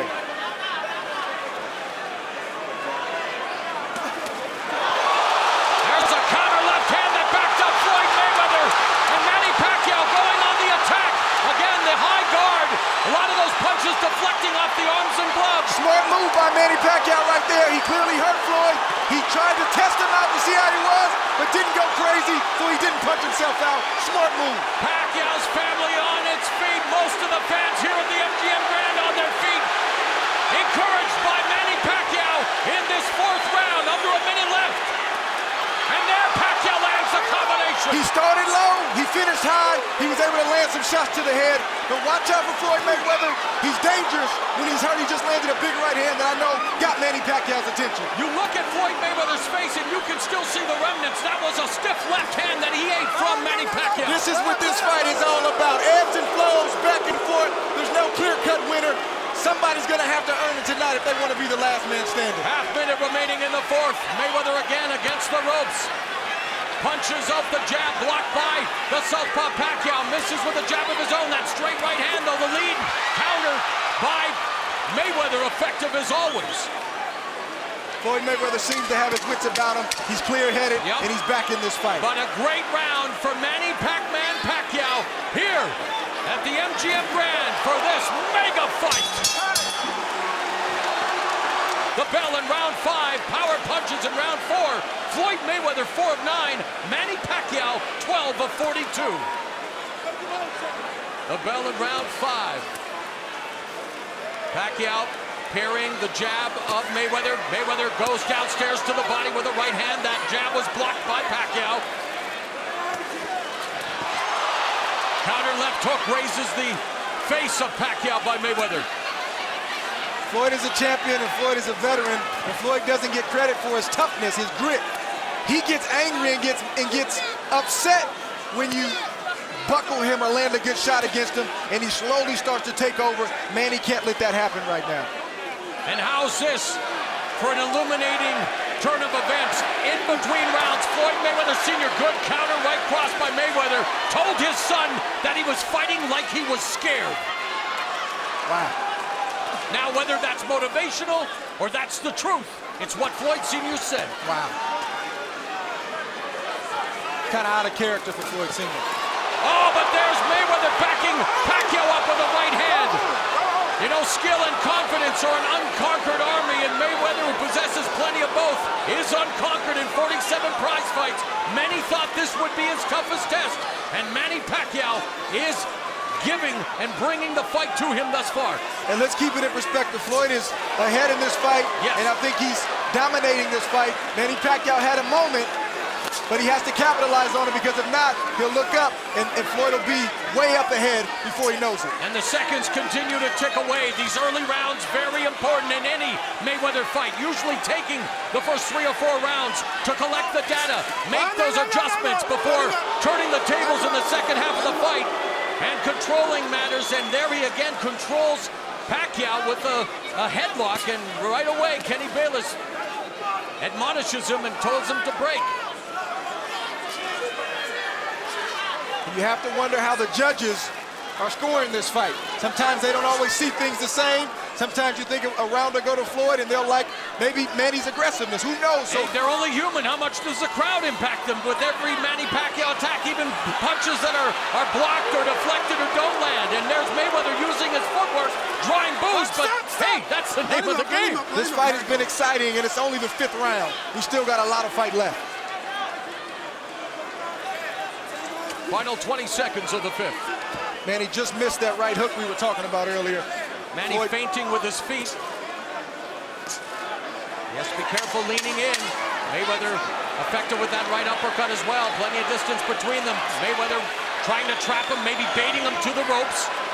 Known for that pole counter right hand. We begin round 6. Average punches per round. Mayweather 10 of 32 for 32%. Pac-Man 5 of 35 for 17%. Is that punches or jabs, my man? Total punches? Okay, thank you. Gotta clear that up. I'm sorry, we're trying to give you the best information we can. Getting it secondhand from CompuBox. And now Mayweather absorbing these shots from Manny Pacquiao. And this is what Pacquiao has to continue to do. He has to continue to not smother his offense, but get on the inside, unleash the combination, and step out. Yeah, it's not easy when you got a fighter as skilled as Floyd Mayweather with a reach advantage. Good sequence right there. Floyd landed. Manny came right back. I mean, Manny has to be in harm's way if he's going to land against Floyd Mayweather. There's no other way to do it. He can't outbox Floyd Mayweather. Mayweather an inch and a half taller, 5-inch reach advantage, and trying to impose his will and that advantage with the clinch, with the holding. Thus far, Kenny Bayless. Johnny on the spot. Floyd Mayweather tried a classic move there. He was kind of in the corner. He used a check hook. It didn't land. Manny blocked it. Good shot from Manny Pacquiao on the button. You know that got Floyd Mayweather's attention. Right uppercut by Floyd Mayweather. Of course, he used the check hook to full effect at Mayweather against Ricky Hatton.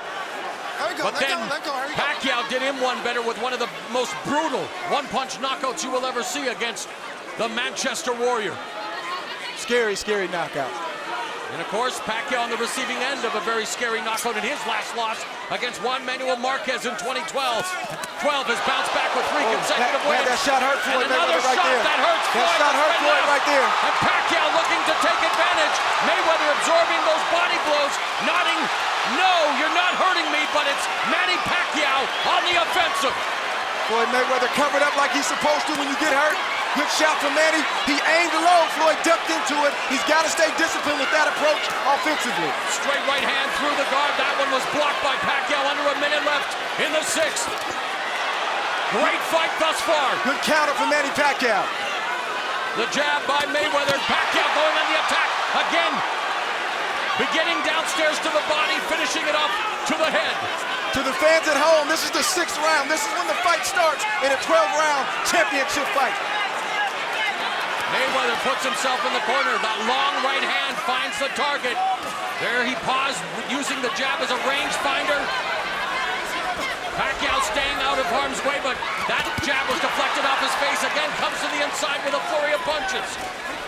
Right hand to the body, nice counter right by Pacquiao. Final seconds of the 6th as we reach the midway point of this 12-round welterweight title unification showdown. But what about what Floyd Mayweather Sr. said in that corner? There's concern in the Mayweather corner. You've never heard Floyd Mayweather Sr. talk like that, but sometimes in a fight like this, of this magnitude, sometimes you need to be talked to like that. And Floyd Mayweather knows his dad knows him. I think Floyd Mayweather's going to respond to the way his father just talked to him. At the fighter meeting, Floyd Mayweather told us that he does not love boxing anymore, that it's the business, that come September when his contract with Showtime ends, the 6th fight of the contract, he will walk away from the sport. Has he already mentally checked out? I dare to say so, but here in round 7 now, Manny Pacquiao going on the attack, the fan rallying behind him. Now, Mayweather's starting to press a little bit. Manny's being patient, and he's landing a few jabs. Oh, there's a jab that caught Pacquiao off balance. Total punches in round 6, by the way. Pacquiao, 13 of 25 in the jab, 8 of 13 in the power. Or excuse me, that was Floyd Mayweather. I'm not going to read those stats anymore, man. Either give them to me right or let's not do it at all. This is an important fight here. Wow. Round 7, a minute 45 left. I apologize, but Andre, we're getting false information. I'm surprised that Floyd hasn't gone to the body a little bit more. He's tried, and he's landed some good shots, but I think it'll benefit Floyd and to slow Manny down a little bit. Good sharp right hand right there. If he keeps throwing the straight left to the body, and then when he gets inside, let his hands go down low, I think that'll pay dividends late in this fight. Pacquiao hunting down Floyd Mayweather, using that deft footwork to escape. A minute 19 left in the 7th, again leaning on The smaller Pacquiao pushing his head down, drawing the ire of the crowd, and the admonishment of the referee. Jab through the guard by Mayweather, trying to settle things down. There again is that evasive head movement. Trying now to establish that very effective jab, Andre. We got some blood on the lip of Floyd Mayweather. Floyd Mayweather is in a real fight right now. He knows it, his corner knows it, but this is what these moments are all about. Who can make the adjustments? Who can execute the game plan in the moment? Oh, nice Good shot from through Manny the Pacquiao. guard by Pacquiao. The right hand jab, the straight left hand. There's a check left hook by Mayweather. Under 30 seconds left in the 7th. I think it's safe to say that this fight is living up to the hype. And then some, as Manny Pacquiao continues to hunt down Mayweather, who has his back along the ropes there. Mayweather sidesteps the incoming pride of the Philippines. Terrific stuff here at the MGM Grand as Pacquiao continues to bring the fight to Floyd Mayweather.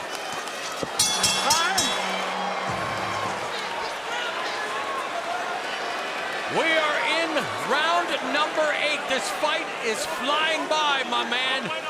And we all know as Mayweather lands a stiff jab, the sport that you make your living in, Andre, and what these two proud prize fighters do as well. We look at boxing as a primal form of drama, and what it reveals is what frightens most human beings, the unvarnished truth. What Floyd Mayweather is learning from Manny Pacquiao is thus far scaring Floyd Sr. Yeah, I mean, this is, you know... Oh, straight left hand connects again by Pacquiao. It seems that when Manny lands that straight left, he's getting Floyd's attention every time. And it's when Floyd is in that shoulder roll position that Manny Pacquiao's had some success. But 9 times out of 10, Manny doesn't aim for the head. He's aiming a little lower, and Floyd falls into the shot. Pacquiao pot shots Mayweather through the guard with the lead left. There's a jab from Mayweather. Again, the flurry of punches in that last left hand scored. You see Pacquiao have a lot of success when he starts low, low, low and works his way up. Floyd eventually falls into the straight left, and that's when Manny scores. Pacquiao known for showcasing more display angles than you would find in a geometry department, and that's another thing that Mayweather has to concern himself with. But now Mayweather looking at Pacquiao going downstairs with the left hook. Another left hand to the body, the jab. Under a minute and a half left in the 8th round. Good pull counter right hand by Mayweather. Let's see if Manny Pacquiao can answer that. Great right hand from Floyd Mayweather.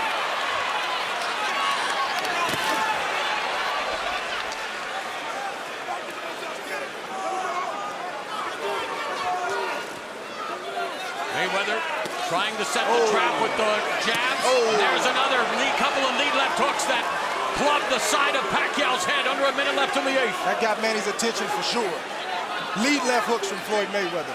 And that's what Floyd Sr. was looking for. And that's that reach advantage we were talking about. 5-inch reach advantage for Floyd Mayweather.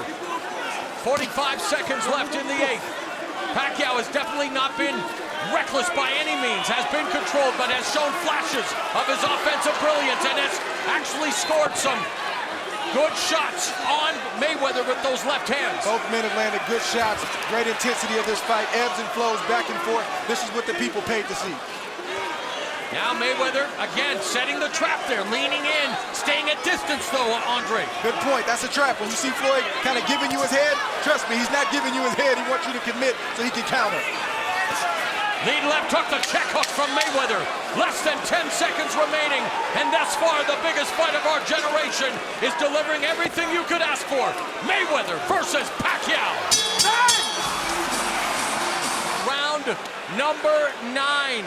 After 8 rounds, Andre, quick synopsis on what you've been impressed with most from both of these warriors. I just appreciate the fact that both of these guys have given it, they've taken it, and good shot from Floyd right there. Again, setting the trap, putting themselves in the ring. This is just the fight that we anticipated. There's no clear-cut winner. There's no clear-cut person that's dominant. Even though I have Floyd up 5 rounds to 3, Floyd has been in this situation before where a fight was tight. He stayed patient and pulled away. Again, he wasn't fighting Manny Pacquiao. Let's see what happens down the stretch. There's again the 1-2, the straight left catches Floyd. He's able to maneuver out of the way, but misses with that left hook. What about Freddie Roach's contention that Mayweather's legs are gone. I don't know if they're gone, but that he slowed down. Are you seeing evidence of that in this fight? And he pot shots Pacquiao with a right hand. No, I think Floyd, 38 is 38, but Floyd Mayweather has plenty of legs left. You get older, you get smarter, and you just don't have to move as much. If your defense is as good as Floyd Mayweather's, you don't have to move so much. So I don't think that's accurate. Under 2 minutes now left in the 9th round. Knowledgeable observers also wanting to see if Pacquiao would be able to land that left uppercut. As we've seen in the past, that Mayweather has a tendency to lean to his right. But there, using that left hook again. Oh, another straight left down the middle, catches Mayweather.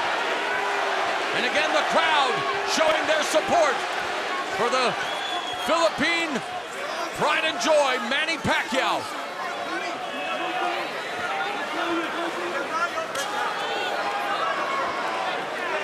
And he can't let Floyd just sit out there and pot shot him like that. He's got to stay mentally engaged and not allow himself to get hit with those kind of shots. Even though those shots aren't knocking him down or out, they're still debilitating shots. And yet Mayweather missed with another left hook.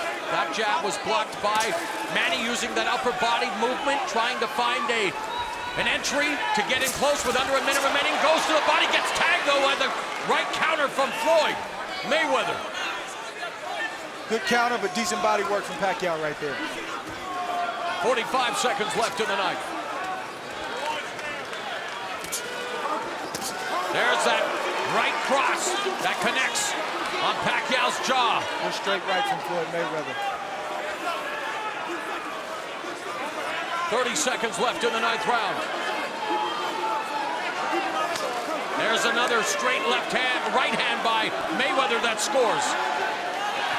And that's his bread and butter. Now along the ropes, Pacquiao goes to the body. Mayweather moving to his left. Final 10 seconds. Another lead right hand connects from Mayweather.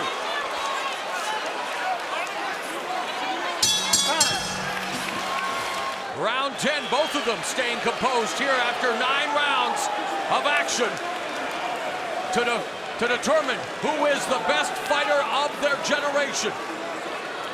Mayweather, 47-0. 26 knockouts. Yes. Manny Pacquiao, 57-5-2 with 38 KOs. Back when it was 15 rounds, round 13, 14, and 15 were called the championship rounds, the do or die rounds. Our modern day championship rounds are 10, 11, and 12. Short left hook by Pacquiao, then eats a jab from Mayweather. What adjustments do you feel each athlete should make to control or even better dominate the home stretch? I would like to see Floyd, even though it's getting late in the fight, he can still work the body of Manny Pacquiao and work his way back up and possibly catch Manny like that. Counter again with the right hand. Floyd Sr. wants him to come forward. He's spending most of his time on his back foot, which we've seen all the time. Yeah, and Manny has to not stay out there. When he's not busy, he has to either be out of range or in range to punch. He can't just stand there and let Floyd use his reach advantage with the jab and the straight rights. It's just not good, and he's, you know, Floyd Mayweather's racking up points in the meantime. And I think this last 3 rounds or last 2.5 rounds are going to boil down to who wants it more. Under a minute and a half left in the 10th. Left hand again by Pacquiao. Has Floyd on the ropes. Floyd again shifts to his left. And that's the one thing about Manny Pacquiao. Effective, whether you go left or right. Again, has added that right hook. Manila Ice hasn't really been a factor here thus far in the fight. But trying to keep Floyd Mayweather pinned along the ropes. Wants to cut off that ring. And I don't know if Manny has any leg cramps or anything like that. We haven't heard anything in the corner, but I'd like to see him use his leg. He's got good legs, in and out movement. Feint Floyd and then attack. Feint him and then attack, and he'll be more successful. He's been burdened with leg cramps throughout his career. It's because of the size of his calves. He actually had to buy an $1,800 bottle of lotion treatment approved by the USADA, Freddie Roach told us, to help in camp. So we don't know if they're a factor now. There's the hand speed on display for Pacquiao, and a grazing right counter by Mayweather. And those are moments where he didn't land much, but the crowd can deceive the judges, and maybe they'll land, or maybe they'll give Pacquiao points for that sequence. Under 30 seconds left in the 10th.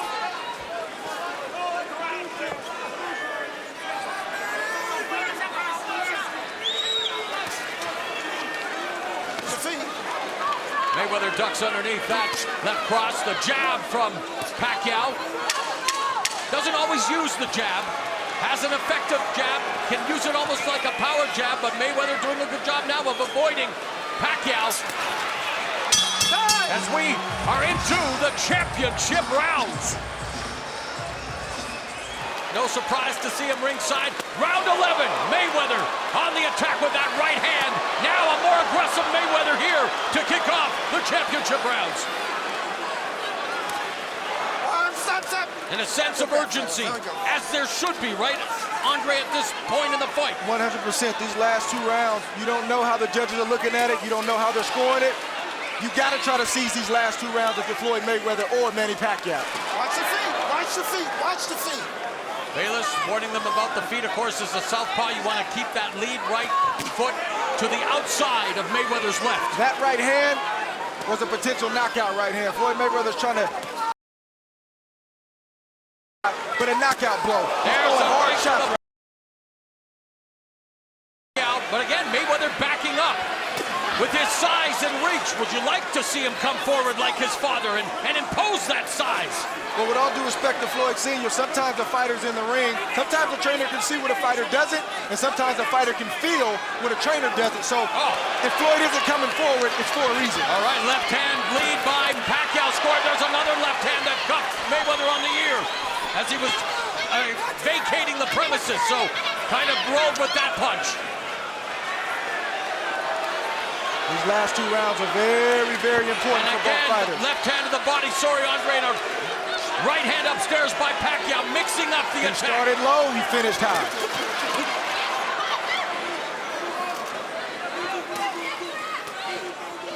Now he knows Floyd wants to come back with offense, and this is where Manny has to be defensively responsible. You see Floyd coming, you got to know, you got to be prepared for it so he doesn't pot shot you. Mayweather effectively pot shotted him there, picked him off, and they're able to laterally move away from the right hand. Final 60 seconds of the 11th round for the welterweight title unification. And to determine the best fighter of this era, Mayweather in the corner, but rolling and really avoiding all of those punches and landing the counter right hand as he's apt to do.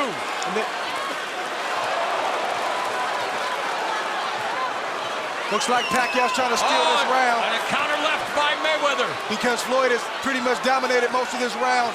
Same tactic Sugar Ray Leonard used against Marvin Hagler. You don't know what the judges are looking at. Floyd has to be vigilant about the last 15, 20 seconds of each round down the stretch. And the final 20 seconds upon us. Pacquiao now on the defensive. Mayweather coming forward. Mayweather goes to the body with the jab. We are headed to the final 3 minutes of a fight we've waited 5 years to materialize. It's come down to the final round. Good luck to both and of the two legends in the making, of course, future Hall of Famers embrace as we begin the 12th and final round. Floyd Money Mayweather, Manny Pac-Man Pacquiao. Could it possibly be coming down to this round, Andre? Or am I just telling the story of this fight and missing some of the nuances that the judges at ringside might be seeing? Well, we don't know. I mean, I have Floyd up 8 rounds to 3, but I'm not the official scorecard, so there's no telling. So again, both fighters can leave nothing to chance. If you're Manny or Floyd, you want to win this round and you want to win it big and you want to leave no question.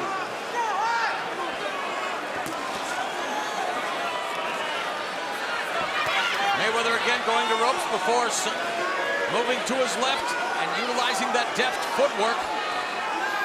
Pacquiao still on his back foot. 2 minutes left in the fight. I think Manny's got to take some risks. Yes, exactly. If Floyd lands that one shot, he's got to come back. And even if he doesn't land, it's the perception that he's being aggressive. Left to the body, the straight left, down the middle, connected for Pacquiao. There's a stiff jab by Mayweather. Lead left hand from Mayweather. Looking to land that left hook. Picks him off with the right hand. Just 90 seconds remain. Pacquiao has Mayweather along the ropes, and Mayweather immediately clinches. At this point in the round, at the halfway point, Floyd is definitely up in this round and looking a lot sharper and landing the cleaner shots. If Manny wants to make a case for this round, he's going to have to close this round strong. Oh, and there's Mayweather acknowledging, okay, I'm not going to push his head down. Immediately lets go. Final 60 seconds of the fight. Mayweather leads with the right. The crowd here sensing the finish is near. And a fight that has definitely lived up to the hype. A competitive affair. The boxer Floyd Mayweather. The offensive juggernaut Manny Pacquiao. The crowd now getting to its feet. Our last minute dramatics in store here at the MGM Grand Garden Arena. Or is it going to come down to the three judges seated at ringside to render their verdict?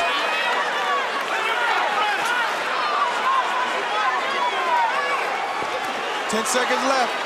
10 seconds remain in our fight of the century. Mayweather sensing that he has done enough. Pacquiao on the attack, but the final bell has gone. Great fight. Great fight. Great fight. Hat off to both guys. They showed up strong for this pay-per-view. I'm excited for the way they put on the performance and what this means for the sport as a whole. I'm excited, man. They put on a great show tonight. With all of the money being made here tonight, and with these the two biggest names, Floyd Mayweather says he has only one fight left, that being in September. Regardless of the outcome tonight, Andre. We go to the scorecards. Judge at ringside, Dave Moretti scores the bout 118 to 110. Judges Bert Clements and Glenn Feldman both scored about the same, 116 to 112. All three in favor of the winner by unanimous decision. He is now the unified WBC, WBA, and WBO welterweight champion of the world. And still undefeated, Floyd Money Mayweather.